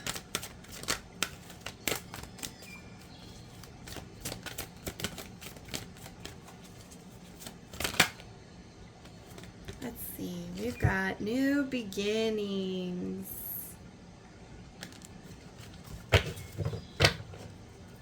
On the back of the deck, we have material and spiritual prosperity. Okay. Oh, and that wants to come out too. Fulfillment of wishes. Oh, let's see. Little treasure. The waterfalls. Well, I guess both of them have these waters there too. So with this is in the tarot, this is equivalent to the Fool card. I'm seeing that you have this inner compass that you trust, and it's like you confidently step into the unknown. And it's that trust and that faith that you're gonna get to your destination is really what you should be proud about. Like, just trusting your inner guidance. Especially when a lot of people want to play it safe and they're scared, they like their comfort zones. I definitely need to step into more of that energy. So I can commend you for being that vulnerable to just trust life in that way, and you show up. It's like you tap into your inner resources. It's like you don't conform to what society or people expect of you. It's like you develop yourself, your trust. You're motivated by your own inner guidance. I heard the world is your oyster. But that's a really powerful powerhouse of energy, and you offer it by you being that. Other people get to mirror that too. And what it shows me is that you're are so giving of yourself too. With the material and spiritual prosperity, I think these things are flowing into you. Create a good flow of energy coming back into you. So if you haven't seen it yet, it is on its way. If you are that kind of, if you've been giving and receiving, it's because you give yourself, and it's like I feel like you kind of, in some way, give in charity. Like maybe you give to charity, you work for like a nonprofit group, or you're just very giving of your time, your energy, your resources. You just do this act of kindness, and it's so natural to you. You, you just practice this generosity, this gratitude, it's compassion, all of this. It's like really commendable, because obviously right now, the way the world is, it can be really difficult to tap into that. But we need those light workers, those people who are who could bring this lightness of energy during dark times and be strong and resolute in their own ways. And they show others just by being that way, how, and that's really how we can start making changes, is by living that way and be so strong in who we are. So that's what you should be most proud of, because you lead by example, and so others are mirroring that back when they hang around your energy. Okay, next we're gonna see, what is your hidden potential?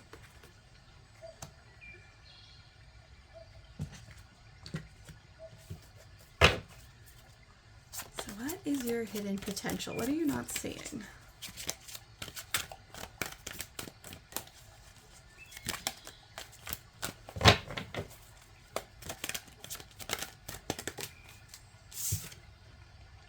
Treasure Island. Ooh. Oh, look at that. You got these little treasures. Ooh, treasures. You're a treasure. Isn't that? Let's see. Okay, let's see.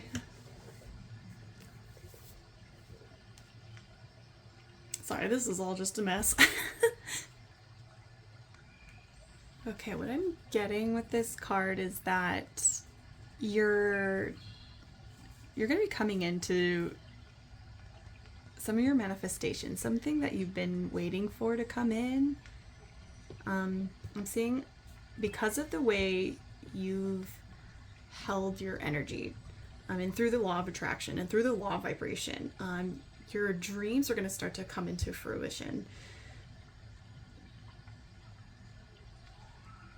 Yeah, there's a lot of good fortune headed your way. That's exciting. But I know the question was really about what is your hidden potential. I think that is, again, it's coming back to like the gifts that you share for others. It's like that law where it like comes right back to you, and it's gonna be, yeah, look for signs coming your way, especially with the treasures. It looks really like promising and exciting. 2 treasure boxes. I'm very from SpongeBob, 2 gold doubloons, plastic. But it's because you share your gifts, your soul gifts with others. There's, yeah, something's on its way to you. That's exciting. Let me know if something pops up for you on your path. If you want, come back to this reading and let me know. If they're like, oh my God, something just happened, and something I've been wanting and wishing, especially with this fulfillment and wishes card coming out too. That's confirmation and validation, and prosperity.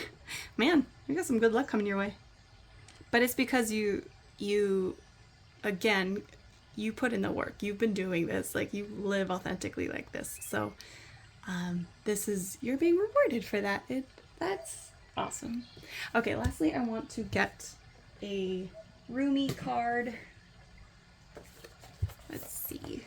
This is just going to be like messages from your higher self. This is going to close up the reading.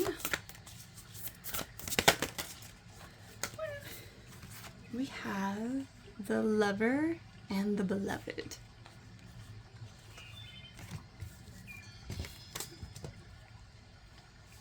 Just this one line. It's funny. I already underlined it one time a while ago. You are too beautiful to be hidden away behind a bitter and gated heart that is unworthy of you. So then, can you allow the great beloved to reach for you, to receive that sacred touch every day, to be spoken to with words of love, to receive? Let's see. Come now, deep down. You know the genius of the divine is such that in being received, much is given.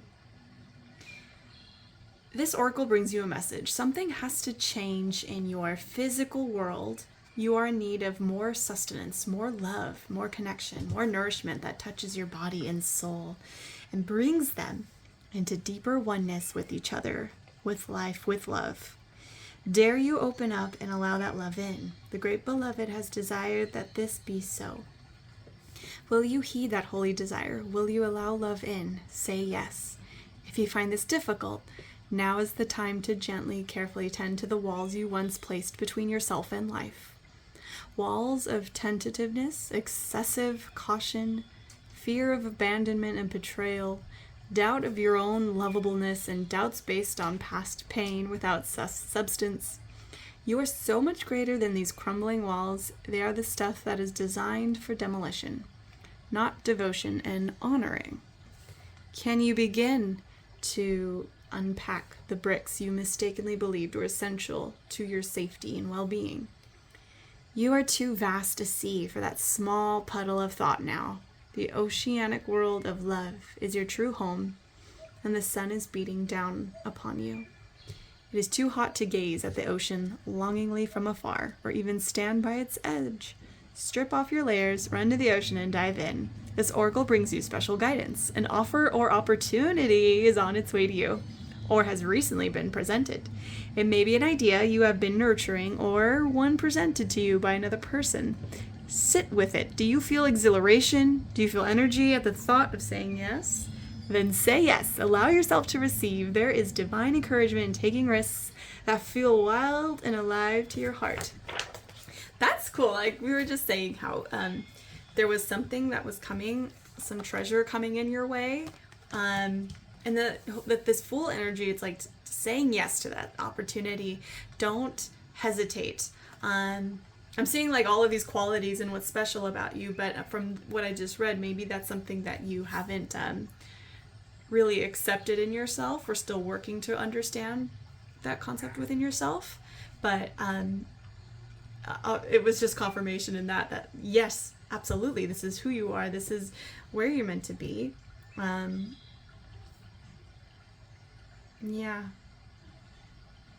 Yeah, you're too beautiful of a light to be shining, like, and that you're such a gift that needs to be shared with everybody around the world. So, yeah, that was a beautiful message. I love that. I hope you liked your reading. I hope that resonated for you.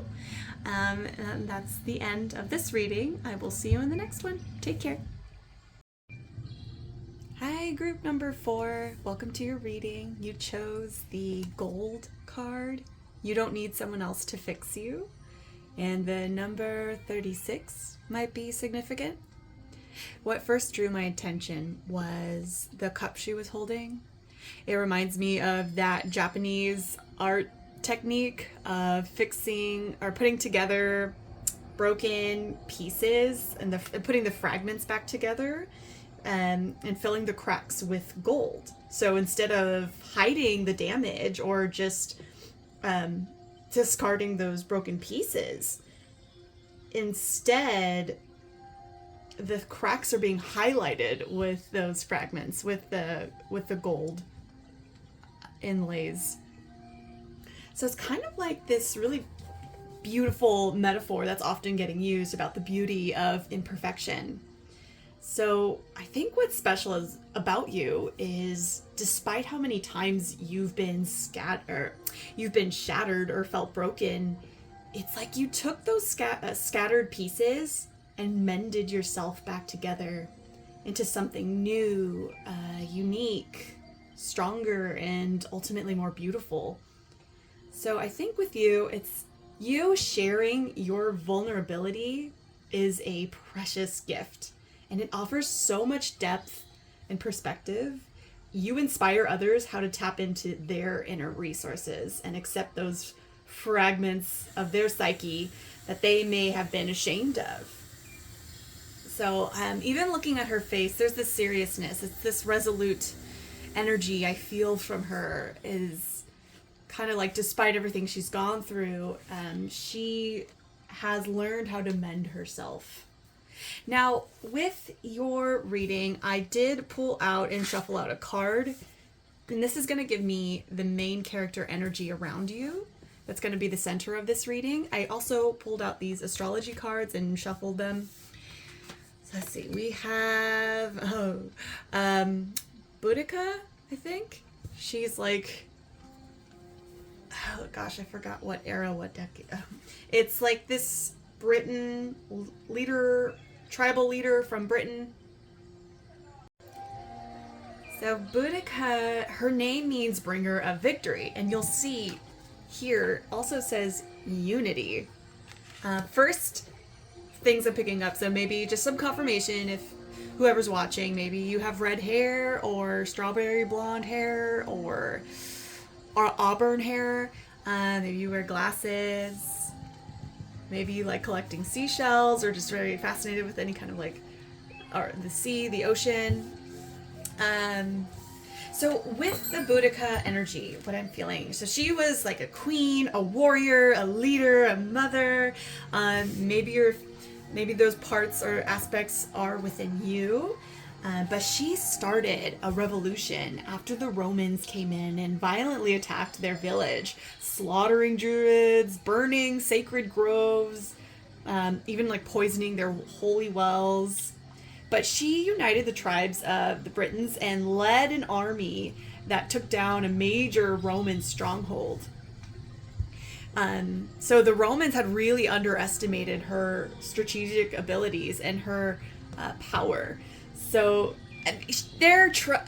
eventually they were defeated, but they did command a lot of respect because of this ability to go out and go after and fight injustices that were happening. So tapping into her energy when feeling oppressed is important, or persecuted, or I'm feeling this about you, like what's special about you is you have this fighter warrior energy for those who are unjustly ignored or just not receiving the respect and rightful treatment that people deserve. So there's some sort of sacred rage that I'm feeling, this divine rage. So this is like, it's funny with spirituality too, I think, or a lot of us, when we may do a lot of spiritual bypassing. So we need people like this who are connected to their anger, connected to their rage, knowing what's not right, what's not to stand for, and moving in strategic ways to fight for the good. So sometimes having those strong, powerful voices who won't take any crap from anyone are so important.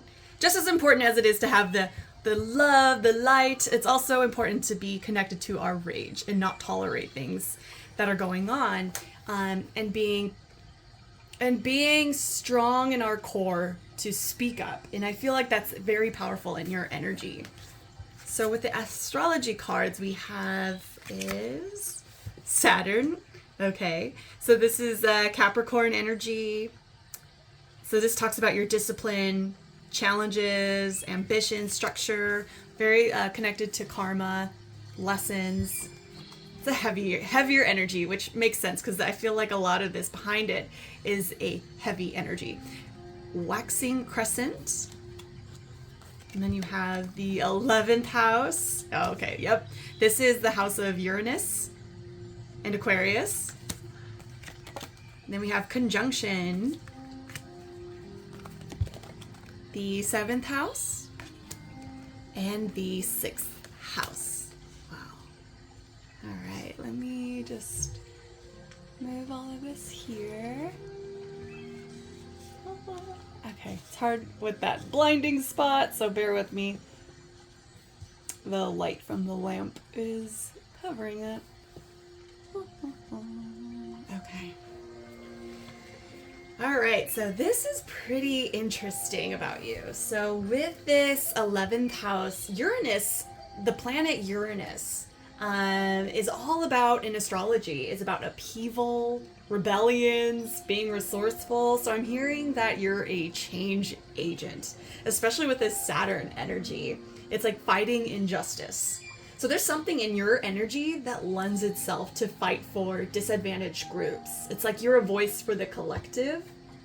So if you've ever felt drawn to work with any social groups, organizations, or political systems, it's like you're definitely needed in those spaces, especially with the conjunction card that talks about, it's funny, even in the word it says united, so unity,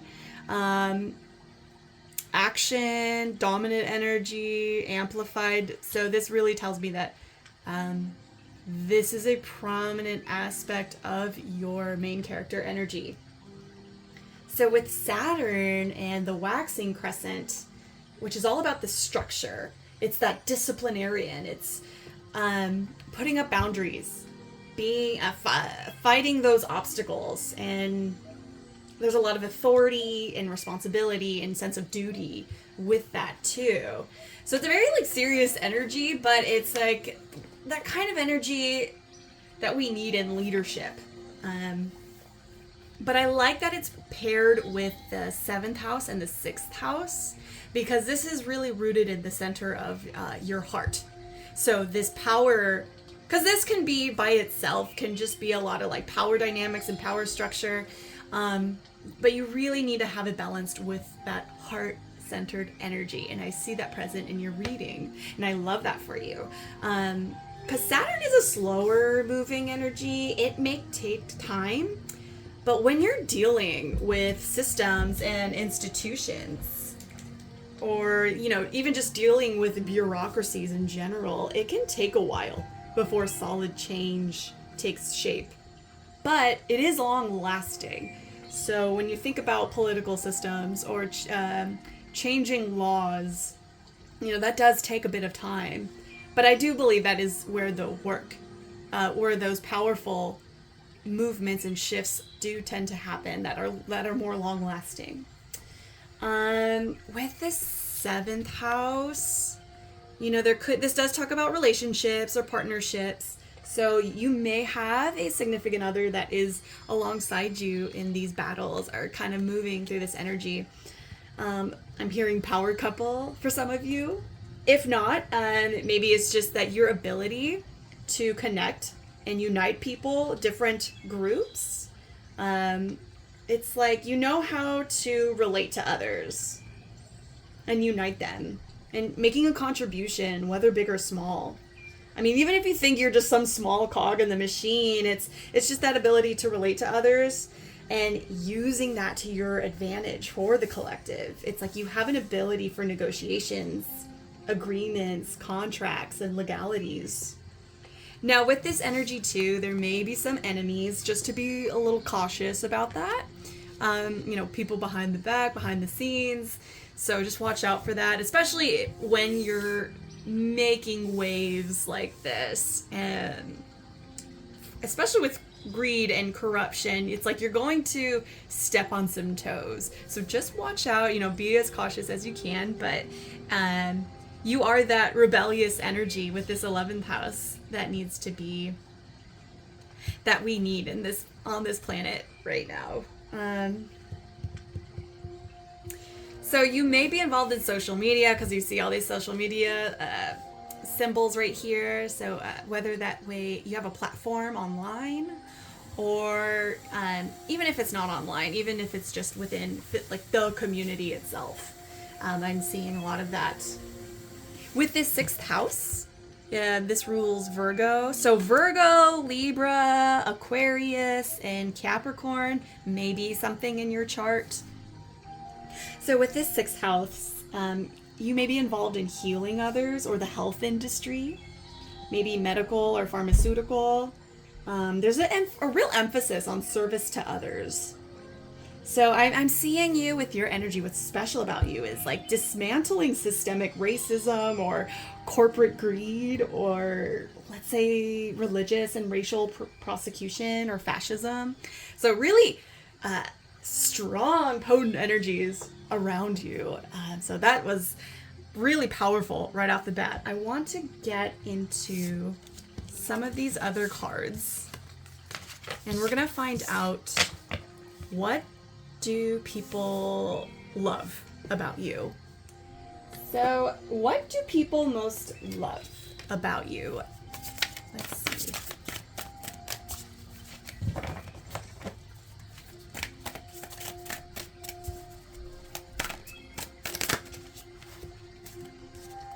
Let's see, we have rest. Interesting.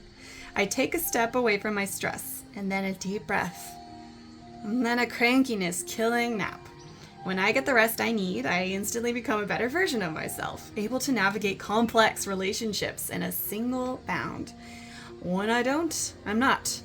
Which means I shouldn't, but I try to, and then we can't, and it doesn't, but I did. So it wasn't. Good night.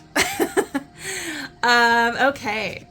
So this is where you get your power from. It's like you have, again, it kind of comes back to the strategic abilities that you have to really set your intentions, taking down that time. So you don't just have a knee-jerk reaction. Like you are in touch with your rage, the anger, but it's not, you're very strategic about it. And that's like a very powerful ability that you have, is knowing what moves to make. It's not just being reactive and having unhealthy anger and unhealthy rage, just lashing out at people. It's moving mountains in very knowledgeable ways.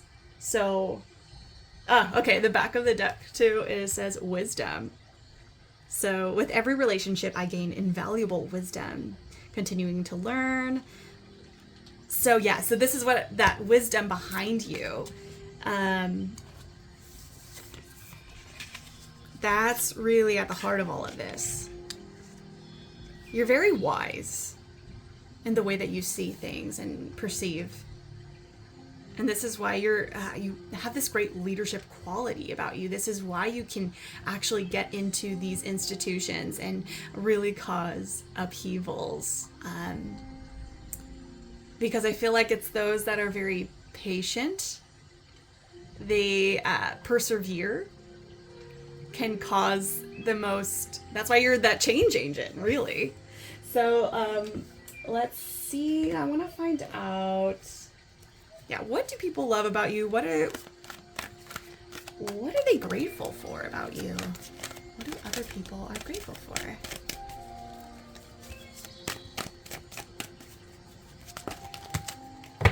Oh my gosh, the last group got detective. I feel like everyone was getting... Oh my god, you got a lot. Okay, we're gonna take all of these. I'm gonna go for it. So you have detective. Great powers of observation, intuition, desire to seek out the truth. Advocate, of course, inspires you to put compassion into action. Teacher. Okay. Ability to communicate knowledge, experience, skill, or wisdom. Goddess. Hell yeah. The feminine expressed through wisdom. Nature, life force, sensuality, mediator, gift for negotiating fairness and strategy. Personal, professional life, respect for both sides of an argument. Yeah, that's definitely that Libra, Venus energy coming in with your ability to be the mediator. An engineer, ability to give creative energy, a practical expression, talent for designing resolutions to common dilemmas. Wow. Does this not emphasize everything we were just talking about? So this is really what people love about you, is that you are the advocate. But you're so connected. You have this brilliant mind to perceive what's wrong, what the details, like you can go within the details and not get lost in the forest. So it's like you emerge back out and you look at the bigger picture too. And you have a good ability with your words and how to connect to people with this goddess energy, being really connected to that life force, the sensuality. So this is I'm really feeling the sacred rage, because you need to understand and be connected to that emotion to be and use that emotion and guide that emotion into these really productive ways. So That is what I'm seeing for what people really love about you. Wow, you are an incredible person. I want to know who you are. Okay, what do people admire about you? Okay, we've got a maiden with a goddess energy. Okay, so I feel very beautiful too, I feel like, about you. There's something that's soft and gentle, and the people are attracted to you. Oh my gosh, at the bottom of the deck is detective again. A lot of these piles actually got detective, so I've got a lot of smart people watching these videos. I think that is amazing. So yeah, this maiden energy. Yeah. Maybe just like a sight for sore eyes. People really like watching you move. And move not just, in a objectifying you way. It's just the way that you handle conflicts, the way you handle and move through problems and obstacles. Something about very graceful and regal about your energy too. But obviously not like you tap into the warrior energy, but it's like you command respect when you walk into the room. I love that. Okay. Next, we're going to look at, just in general, what is special about you? Oh boy, lots. Okay, you've got Beyond Illusion. Yeah, you're very smart. And that's that Aquarius energy I'm seeing with the 11th house. It's like that ability to look beyond just what's right in front of you. It's like you have this higher perspective, very transformative energy with this existence, the full completion. Well, okay, I just saw a parallel to this with the cup. Well, we'll deal with that later. Knocking over things, dismantling things with the cup. And it's like putting all these puzzle pieces together. You take all those fragments, it's like you reclaim power and you teach others how to reclaim their power by putting all the pieces back together. The pieces that you lost through challenges, through difficult suffering. You know how to like reinvent yourself. It's this reinvention that's really powerful in your energy, and creating something new out of it, taking leaps of faith and creating these new outcomes, new possibilities. Yeah, you're a very you're definitely here for a big reason, a big role in your life, whether you think you are or not, or maybe you haven't really tapped into this, but it's something that you're meant to develop and evolve into, is what I'm saying here. So next, let's see why you should be proud of yourself. We got 3. We have prosperity begins. No wonder. I mean, look at that. You are everything that you're doing. It's creating change in this world. You have intuition. That's a goddess energy again. That's you connecting to your heart center. Emotional loss. It's like you know what grief is. And this is why you have that depth about you. It was like you're able to take your pain and you turned it into wisdom. You turned it into action. And this, you planted, I know these are peaches, but it's like when life gives you lemons, you make lemonade kind of thing. And you took those seeds, you planted it, and it turned into this fruitful, abundant tree. But I always think about the analogy of the tree. We see, I'm going to butcher this, but it's basically, how deep those roots go. It's like what was in the unseen, that work you had to do down in the depths of your pain. And those, those strong roots that it created because you went through a lot of like grief and pain. And and you turned it into something meaningful too, because you could have just stayed stuck in that place where you lash out at people and, you know, F this, F the world. You instead, you did something. You turned it into something, and it gave you purpose and meaning. And that's what the universe really wants to say, is like, you created this doorway. You accepted this initiation. This was your initiation, because that was something you were meant to do for this world, for this community that you're a part of. And you're showing others, just by being in your own vibration, by doing that so naturally, you're showing others the way and planting and creating this beautiful garden for others. Yeah, wow. It's like a real martyr energy about you. Okay, let's see.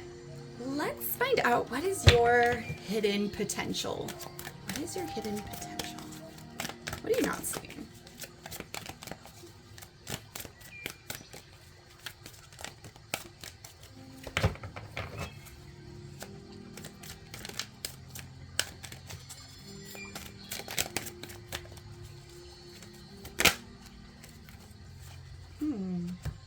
Tick tock.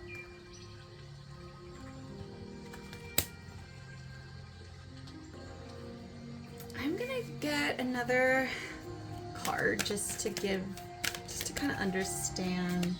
You know what? Let me grab the tarot. I think I'm gonna grab this one. So for the tarot, let's move these out.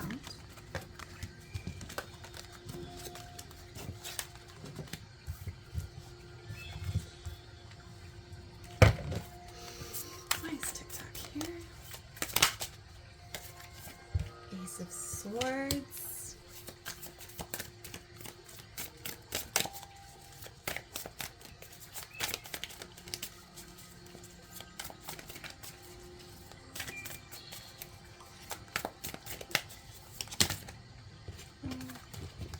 I don't know, is that too many?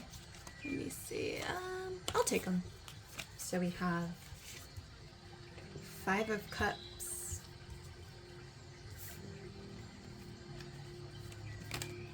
Ten of Swords. Oh boy.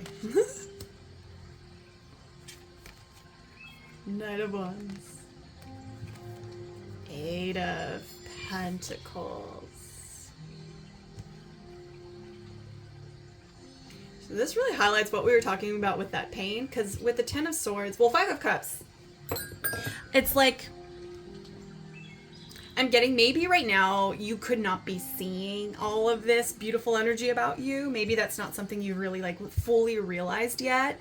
I'm getting a sense that there's still maybe some in this state of repairing. Five of Cups really talks about loss, disappointments happening, maybe some failures, things not working out, but you know, we don't see the hidden potential, the other cup that's still there, and it's requires a shift in perspective, and that is such a journey and a process of its own. So I really encourage everyone, if you are in this despair stage, you know, not to rush through it. Take the treasures that you're meant to find in this process. It seems like you naturally have a way of doing that anyways, so I probably don't have to tell you twice, but just a gentle reminder, you know, don't rush it through it, but just know that yes, there will come a time where you will finally like lift your head up and see the beauty of the situation, a new door that's opening, and if there was a sense of rejection, you know, it kind of pushed you into a new path. So this is the reminder of the Five of Cups. And then the Ten of Swords is talking about painful endings, could be betrayal, stabbed in the back. So this again is like kind of highlighting some heavy energies around you, but there was some breakthrough that happened, and it's like, and it comes from this sense of drive and purpose. We have that Knight of Wands, very motivated and desire to overcome these challenges, and this inner mastery of working on yourself, because the Eight of Pentacles really talks about us building our skill sets, whether that be emotionally, spiritually, or physically. It's like this inner work that you're doing, and it's putting your mind at work. I feel drawn to come back to that engineer energy. It's like calculating your next move and strategizing and coming out to like, how can I work with this problem? What can I do? How can I achieve this? So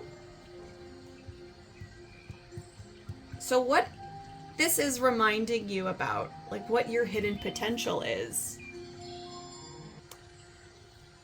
that you create miracles. It's like time is in your hands. And what I mean by that, you co-create with life. Sometimes we kind of like sit back and like, well, whenever it's the right timing, and there's some truth to that, you know, divine timing, but sometimes divine timing, it's not really about and sometimes it is about waiting for the right moment and letting the chips fall into place where they need to go. But other times it's really knowing when we're meant to take action and just put our ideas out there, put our plan into action, put our goals out there, and doing that work, even just emotional work, can already change the energy around the situation. So I really feel like it's in your hands to do that. And that's your hidden potential. Maybe there's something around you you feel like things haven't gone to fruition just yet. But I'm seeing the potential lies in you to begin that prosperity. Yeah.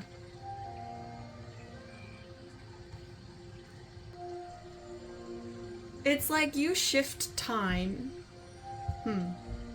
Time is really relevant here for some reason. I'm seeing like, I feel like we're in a clock. I don't know. I'm seeing all these gears too. So it's kind of, we're going to get a little more spiritual here, but I feel like you're this multi-dimensional being, and you may not, there's something really profound about your energy that like, that shifts time, that kind of goes beyond space and time.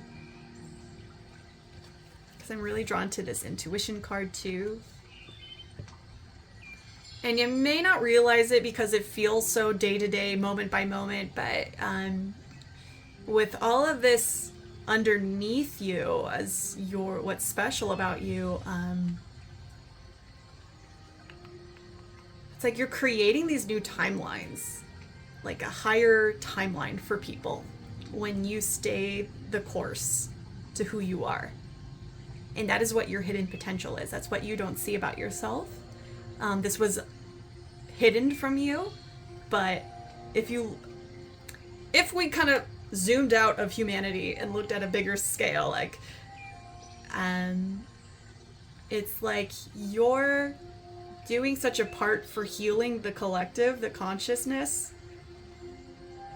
Wow. Ooh. That got deep. Okay. That's beautiful about you. I really like that. Yeah, because I'm seeing these vibrations. It's like, so it's not, I know we experience life so individualized. We're just one person, but we don't realize we're all, I think of like a beehive, like this hive collective. So when one person changes themselves, it's like they emit this vibration and others mirror that back. And they're literally changing reality by being who they are, living that truth and being committed to that truth, to their being connected to the heart center in the soul, to the higher self. And so I'm seeing you being that guide and wayshower for other people. Yeah. Dang, that's deep. Okay, next I want to go into see a message from your higher self. This is from the Rumi Oracle. We're gonna find out what message your higher self has for you, and this will wrap up the reading.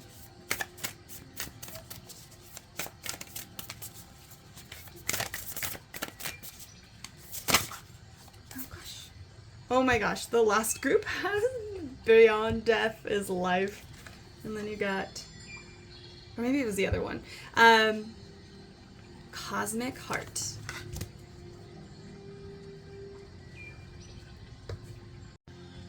Okay, with our Cosmic Heart, we have, you have been through these tantalizing trials. The push to surrender fear, the realization your attempts at control amount to not so much. Actually, so why not abandon them altogether? The trials have asked you to confront every part of your being that holds itself back in resistance to what is. In resistance to what life presents at this very moment. You have been asked to become comfortable with the possible discomfort of not knowing, and to understand you don't have to understand anything for life to work out with perfect synchronicity and generous grace. You have been asked to bear darkness without losing hope for the return of the light. You have been asked to trust in your own heart wisdom when your mind was terrorized by nightmares and hallucinations of fear. They were so powerful you were certain they must be real, that you must be crazy not to run and hide somehow, somewhere. And yet here you are, still loving, still wise, ready for a love bigger than you have ever experienced before. So we step forward together, you and I. I link my arm through yours and I urge you on. Let us run together and jump over the edge. No more half-living in any way for you and me. We will weep crystal clear tears, and we will laugh with such joy that stars will burst forth, borne upon our exhalations. This oracle comes with special guidance for you. More love is rushing towards you like a great cosmic tsunami. You will struggle with this blessing to the extent that you will attempt to hold on to what has been. So don't. Let go. Let it move you. You'll perhaps get some water up your nose, but nothing will come to you that you cannot handle. You'll be disheveled somewhat, undoubtedly, yet as you are washed upon love's shining shore, keeping every hair in place will be the last thing on your mind. You'll be too caught up in the wonder of perfection, realizing how deeply loved you are and how unnecessary it is to contrive a way to live your purpose. Instead, you'll have no idea what is going on. You'll be surrendered in passionate embrace with life, simply being your exquisite, crazy, unique self, saturated with divine love. Oh, how the tsunami will deliver you into your divine destiny. Oh, wow. Okay, and then this one, I'm not going to read it, but I am just going to paraphrase it. It's basically about really painful ending in your life, some kind of death, which is leading to your rebirth. And it was kind of like you had to go through these really intense trials because in order to go to the depths of that hell space of the shadows,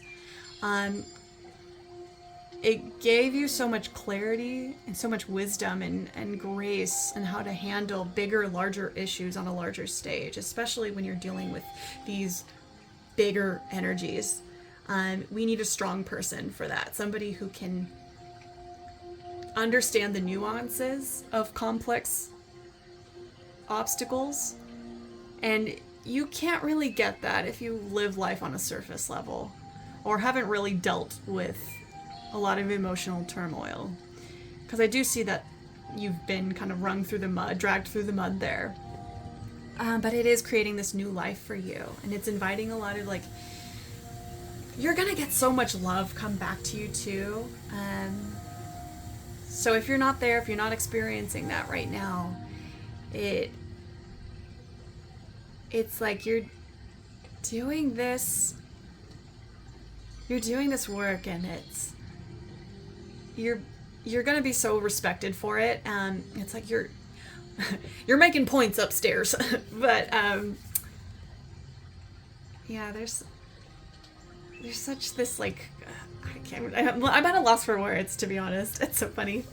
I don't know, this feels like bigger and divine to me. Alright, well, I'm gonna leave it there. I think, to be honest, I think the Rumi Oracle said everything that I could ever say in much better words.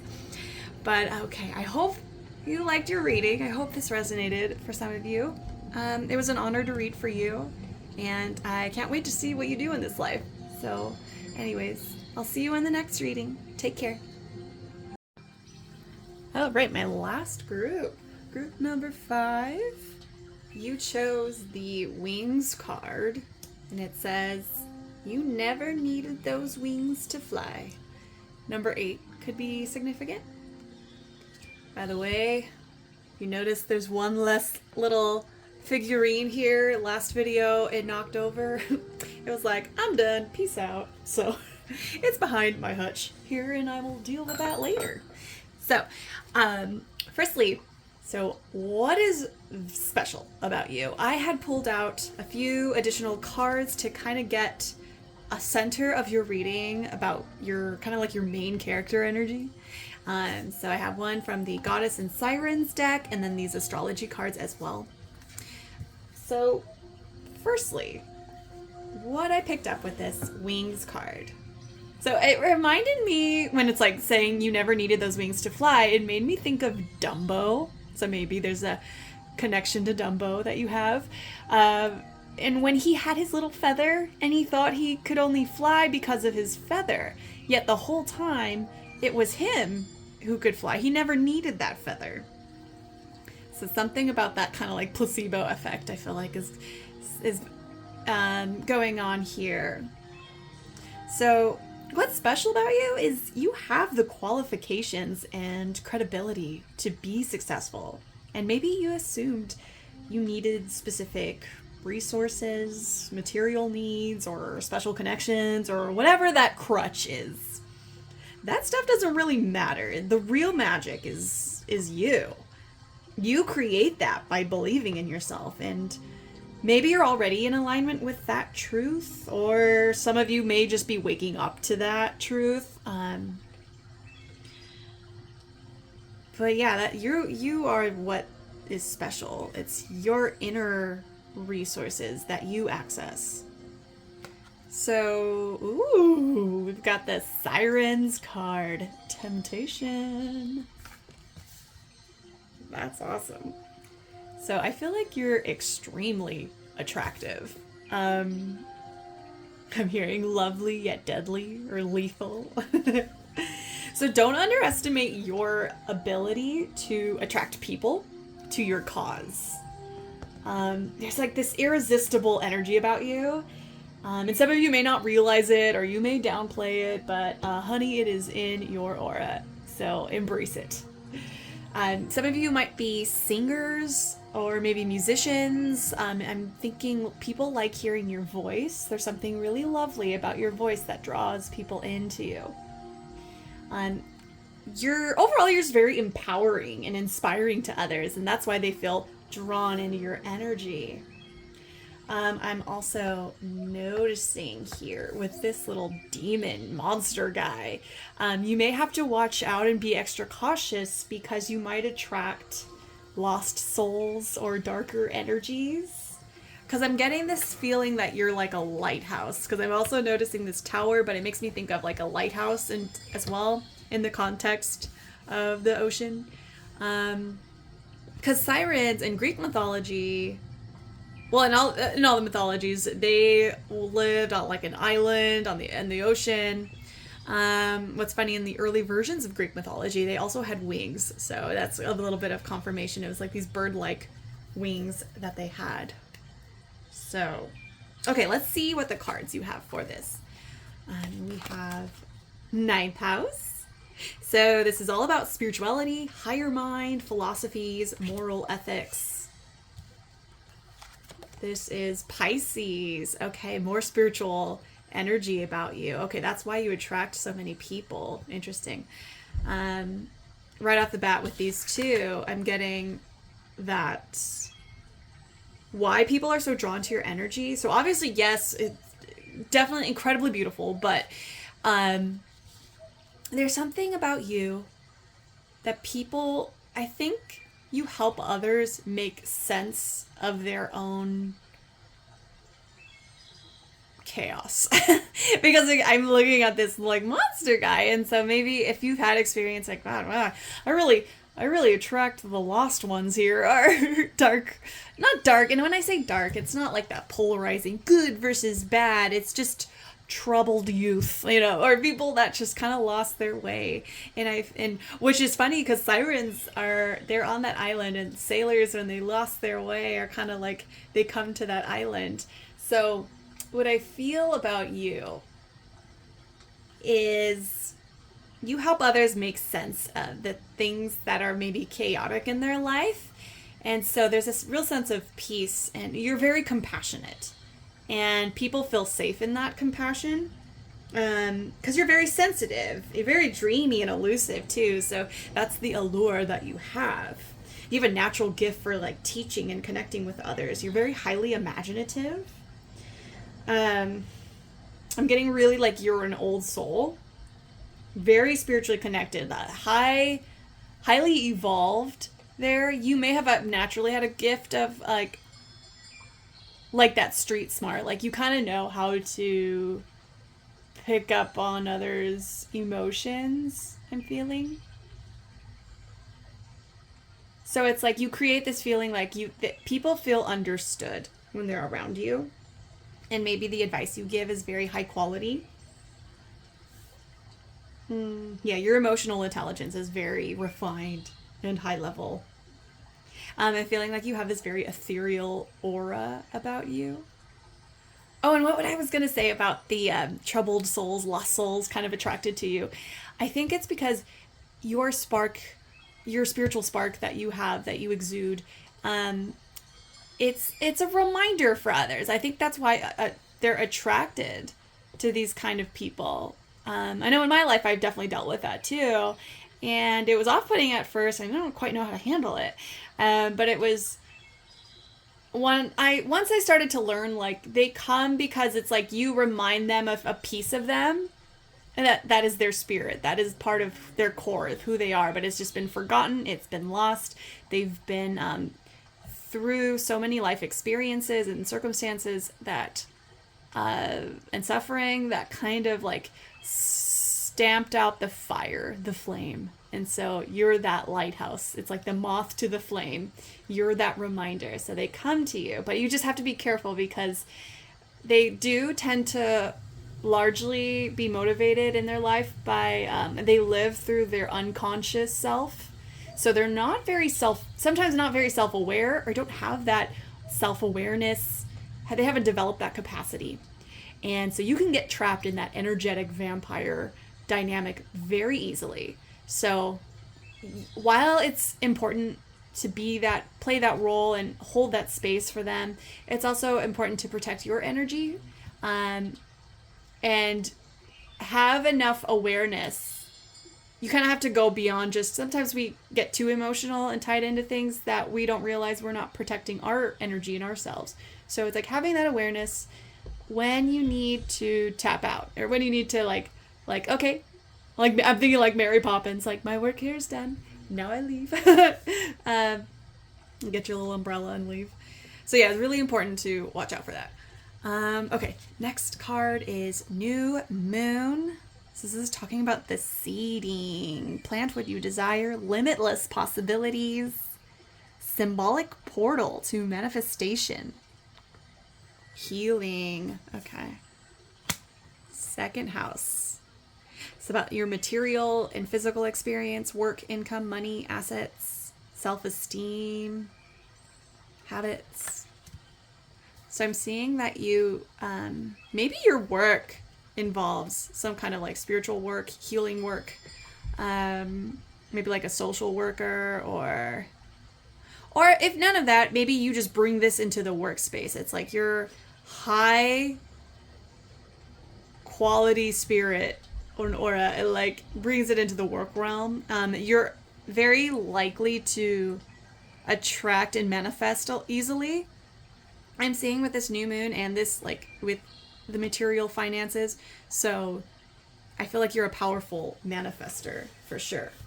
I'm also other things I was picking up on is like maybe you're very into travel, because we see with the 9th house, which is about travel, and we're seeing with the wings, like flight. So maybe there's a lot of traveling that you do and you feel gravitated towards.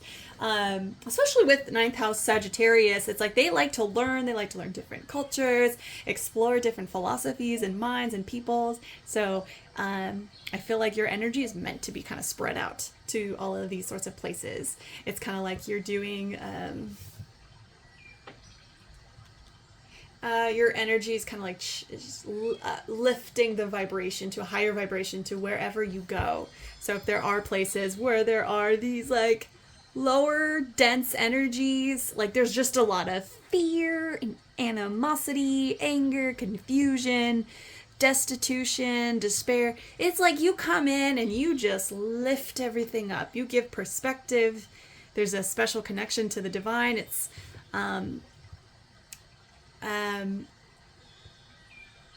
and it's like you have this power in you. It's like you're not put off by those darker energies. It's like you're the person that is able to face those shadows. And I'm hearing doing the dirty work. Like you just kind of come in and yeah, you're like the cleanup crew to lift those vibrations up. Okay, so let's find out, what do people love about you?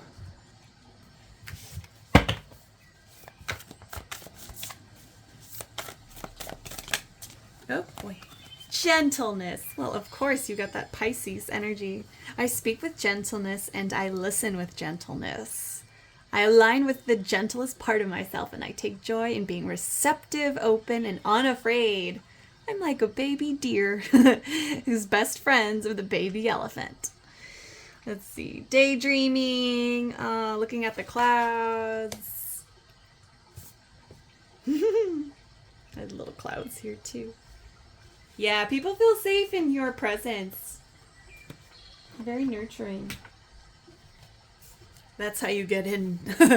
That's how you find their vulnerable spots, and then that's where you make the biggest change and impact. Okay, let's find out more about what is special about. What do people love about you? Are you kidding me? Everybody... I swear, if you go back to like every single pile, all 5 piles, everybody was getting detective. And different, I have a different deck too, and that detective card came out. Wow, everybody's a detective. Child nature, friendship with animals, communicating with nature spirits. So you may be very good with children, you may be very good with animals, you just have a natural like tendency where animals come up to you or kids just randomly come up to you and want to talk to you. Oh, look at that underneath the deck. We have mentor. Look at the wing! Yeah, you definitely, with that 9th house energy, it's like you have that mentorship, teaching others, guiding others. You're a good guidance counselor. Maybe some of you are guidance counselors, and or just like that go-to friend that people go to because you read in between the lines. You take others under your wing. It's like they learn just being in your presence, really, too.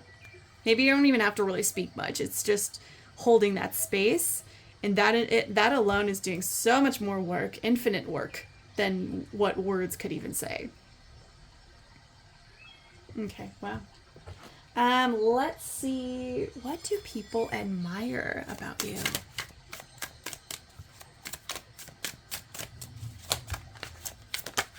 Okay. Woo. Admirer. Oh, okay. Look at Don Juan, admirer. And what do people admire? It's you. It is just all of you, especially with the Sirens, Temptation, the Don Juan card. Okay, you attract a lot, whether you're male or female, whatever your preferences are, whatever you're attracted to. I feel like a lot of people have eyes on you.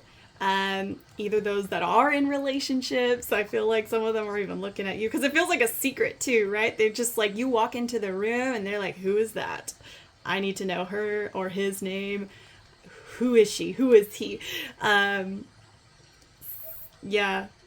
But this is also that kind of energy, like, watch out, because with that monster, it's like people may not have the best intentions. And so just because it's like, yes, it's beautiful that you have such great power and magnanimous energy about you that draws people in, but you have to be careful. Not everybody you draw in deserves your attention. So there is, I'm hearing an emphasis, like just a side note, just to be really cautious of that. Really be that detective of others' energies around you. Are they authentic and honest and truthful in their integrity? Or do you feel like they're either objectifying you, or they're just, it's very self-serving, self-motivating. It's like either you would look good on their arm, or they just like how you make them feel. So it's a very motivated by selfish ways. So watch out for any of those kind of energies being present. It's kind of like, I feel like some people envy people who are like have this kind of energy that you have, but I feel like that's like double work, because you're like, oh, now I gotta really sift through who are the authentic ones, who are here for me and genuinely here for me, not just what I have to, not just for my looks, not just for my status, not just for like how I make them feel. What about me? So that's, sorry, I just kind of spiraled off into there. But other than that, I feel like, yeah, a lot of people just are admiring. You look good. You feel good to them. You're like definitely this powerhouse energy. Oh, the back of the deck is artist. So definitely confirmation of like you're probably on the limelight a little bit. Maybe you're on stage, especially with the sirens, singing, musicians, or just whatever your platform is, with that Piscean creative energy.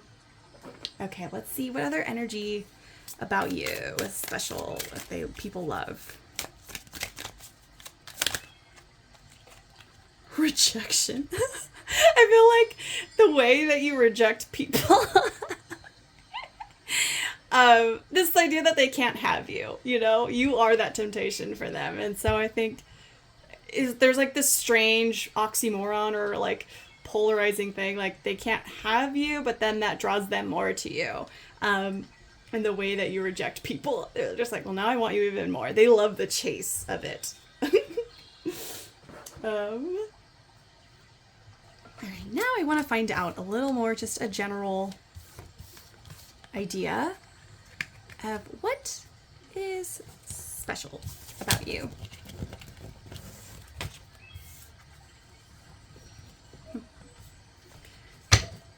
So this we're just going to find in general, what is special about you?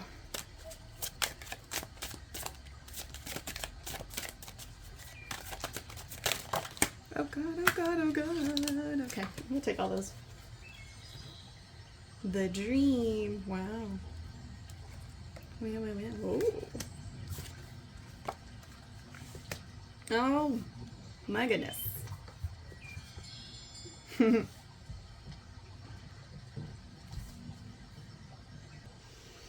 Okay, I feel with this dream card, it's definitely a nod to your Pisces energy over there. I just remembered too, with Pisces, with the fish, sirens, later on in later versions of mythologies, they eventually kind of turned into mermaids and had fishtails. So I see with wings and the fishtail confirmation to that. Anyways, back to this. Your dreamy, visionary, artistic nature, all of your ideas that funnel through you, the downloads that you get, whatever your dreams are, it's like you're getting this blueprint of where to go, what to do in your life, and you, by just that very nature of following your heart, creates this vortex of change around you and your environment and your circumstances, where it affects all these different peoples and different players involved in it. And it's meant to. I'm just saying it does cause a lot of like, and when I say chaotic energy, I don't mean it in a bad way. It's just that we need these shakeups. And I think that I'm seeing all these people, like this divine energy, these storms coming through. It's like you're getting this through your, maybe through your dreams, or just when you connect to yourself, you're getting all of these deeper insights of like, this is where I want to go, this is what I want to do, this is where I want to go, handle situations. And it's like you're a force of nature. And I see these little lightning bolts again too. But it's bringing balance to places that need it to be, but unfortunately it does bring a bunch of shakeups. And I don't even mean unfortunately, it needed to be shaken up, whatever it is. So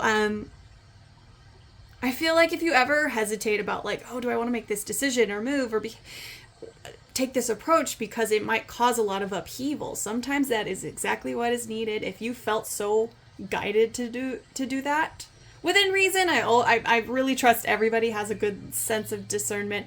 If you have this kind of energy, I really feel like you already have a really highly developed emotional intelligence and you know how to ask these questions. So I trust that what I'm saying isn't going to be taken in a wrong context. However, sometimes, back to this, I think those upheavals are meant to happen. But we see the fallout here. Like, it does affect other people's lives. The comfort zones maybe are challenged here. But that's exactly what you were meant to do. Because, you know, it's important to keep evolving and ascending beyond just where we're at. Because sometimes we get a little too comfortable and we stagnate. We don't grow. And then it starts to take a turn on itself. This doesn't have to be huge growth either, by the way. This could just be small. I don't mean it to be like, always be an achiever, you know, an overachiever. Not in that way, not at all. It's just coming back to finding our sense of purpose, our sense of like what fulfillment, what are we connected to, how do we serve others. That's what I mean. It's like by that evolving and growing. So, okay. I want to next, let's see. Let's find out why you should be proud of yourself.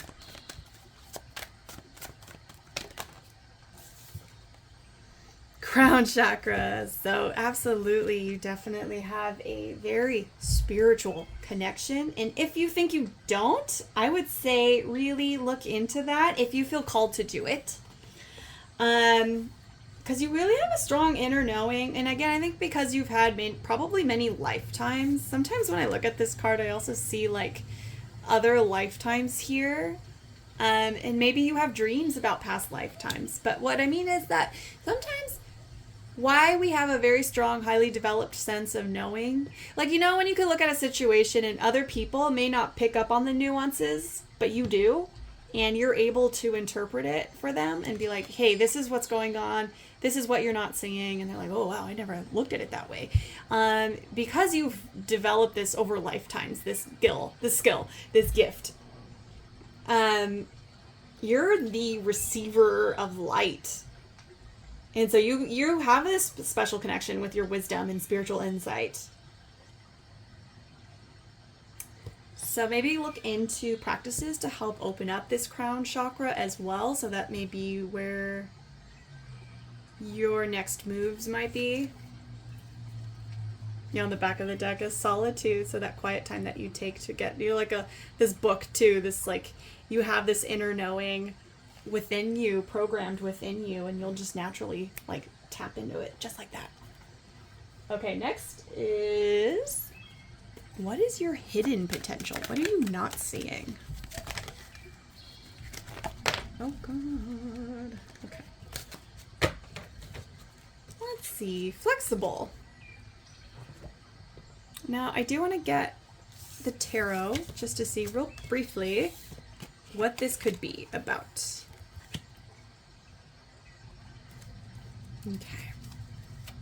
What is this energy here? Okay. Let's see. If we have Three of Bats, which is the Three of Swords. Queen of Imps, which is the Queen of Wands. Six of Bats, which is the Six of Swords. Okay, I'm gonna move this over here. Give me one moment. Okay, so what I'm getting with this flexible card and these cards underneath it, I feel like you're on this journey right now, or in this process of really stretching yourself and to be open-minded, to really truly tap into that. There's some hidden gifts and treasures there. So let's say I'm seeing with the Three of Swords that there was some kind of storm that you're weathering, whether that be right now, whether that be it had already passed. Um, it that suffering, that grief that came with that. Maybe you heard some unexpected news, or just things didn't turn out the way you had hoped. There was just a lot of heartbreak involved. That was a really heavy experience you had to process, and maybe you are still learning how to process it. But I think with this card, there may be some nudges to you're not done quite yet. Maybe open the mind a little more to embody more perspectives. Because right now this doesn't serve us to be rigid. So, for example, if you're rigid in the way of like who hurt me, who wronged me, and we stay in that energy, we stay in a victim mentality too. And that serves its purpose, by the way. So if you are in that state, let that simmer through you, but don't stay there. And I think you'll know when it's time to get moving, to change. It could be about a relationship, because I am saying I'm kind of drawn to this couple. So there may be some relationship disappointments that didn't really pan out. But what's important is you learning how to be adaptable at this time. Because with this Queen of Wands, she's really embodying that energy of that badass woman energy, especially with the siren energy, the ninth house, you being a mentor. It's like you're doing high level work, but you had to go down to the depths to really understand this process and how to come back out and rise above it, because you are highly intelligent, emotionally intelligent. So you have that inner toolkit, how to go down into the depths, find those hidden treasures. Sometimes we find ourselves in this process, in this darkness. We find our strength. We find our way to... oh, by the way, when I said that strength, I forgot. The number 8 made me think of the tarot, which is the strength card. So with the Queen of Wands, back to her, it's like everyone's attracted to her. She's the biggest energy in the room, charismatic, sexually attractive, loving. Like, there's this warmth and fieriness that we're just so drawn into her. But what we didn't see was the journey it took for her to become the Queen of Wands. You might have a cat. I see a little black cat there. But she had to be flexible. She had to be open to other ways of living or other ways of looking at life. So definitely being teachable, especially if you're going to be a mentor, because we're never really done being the student. And that humility that you get from being in these darker spaces is what makes a great leader. And so I see you with the Six of Swords. It's like you're moving into calmer waters, and this is the secret here. This is your potential. You're actually really good about this because you know how to reframe narratives. You know how to shift the narrative into a better way so it could reorient you and go where you need to go rather than staying stuck. Because maybe there might be that maybe we are staying a little too long than we need to be in this energy, or just maybe a reminder to like keep that in mind, to not get swept up in the current of that same cycle of thought. With this, I know in the book for this, it talks about like tree roots being like planted in the ground, and that how during a hurricane, it's important for the tree to bend to bend its branches and not to be structured, like too rigid. So it's kind of like this metaphor of like how to be malleable and how to be teachable and still stay grounded in yourself and your ability to learn that skill set. So don't get too lost in the story of the pain. It's what are you getting out of this? Where are you growing with this? This is the soil that it's laying down to extend your roots, to stay firmly grounded and planted. And there you are growing into this strong like tree trunk and this is how you're that guide for other people too. So there's some sort of like mission work in that too. So very, very wonderful. Next, I wanted to get a Rumi card. And this is going to be a message from your higher self. What is the message your higher self wants to connect with you today?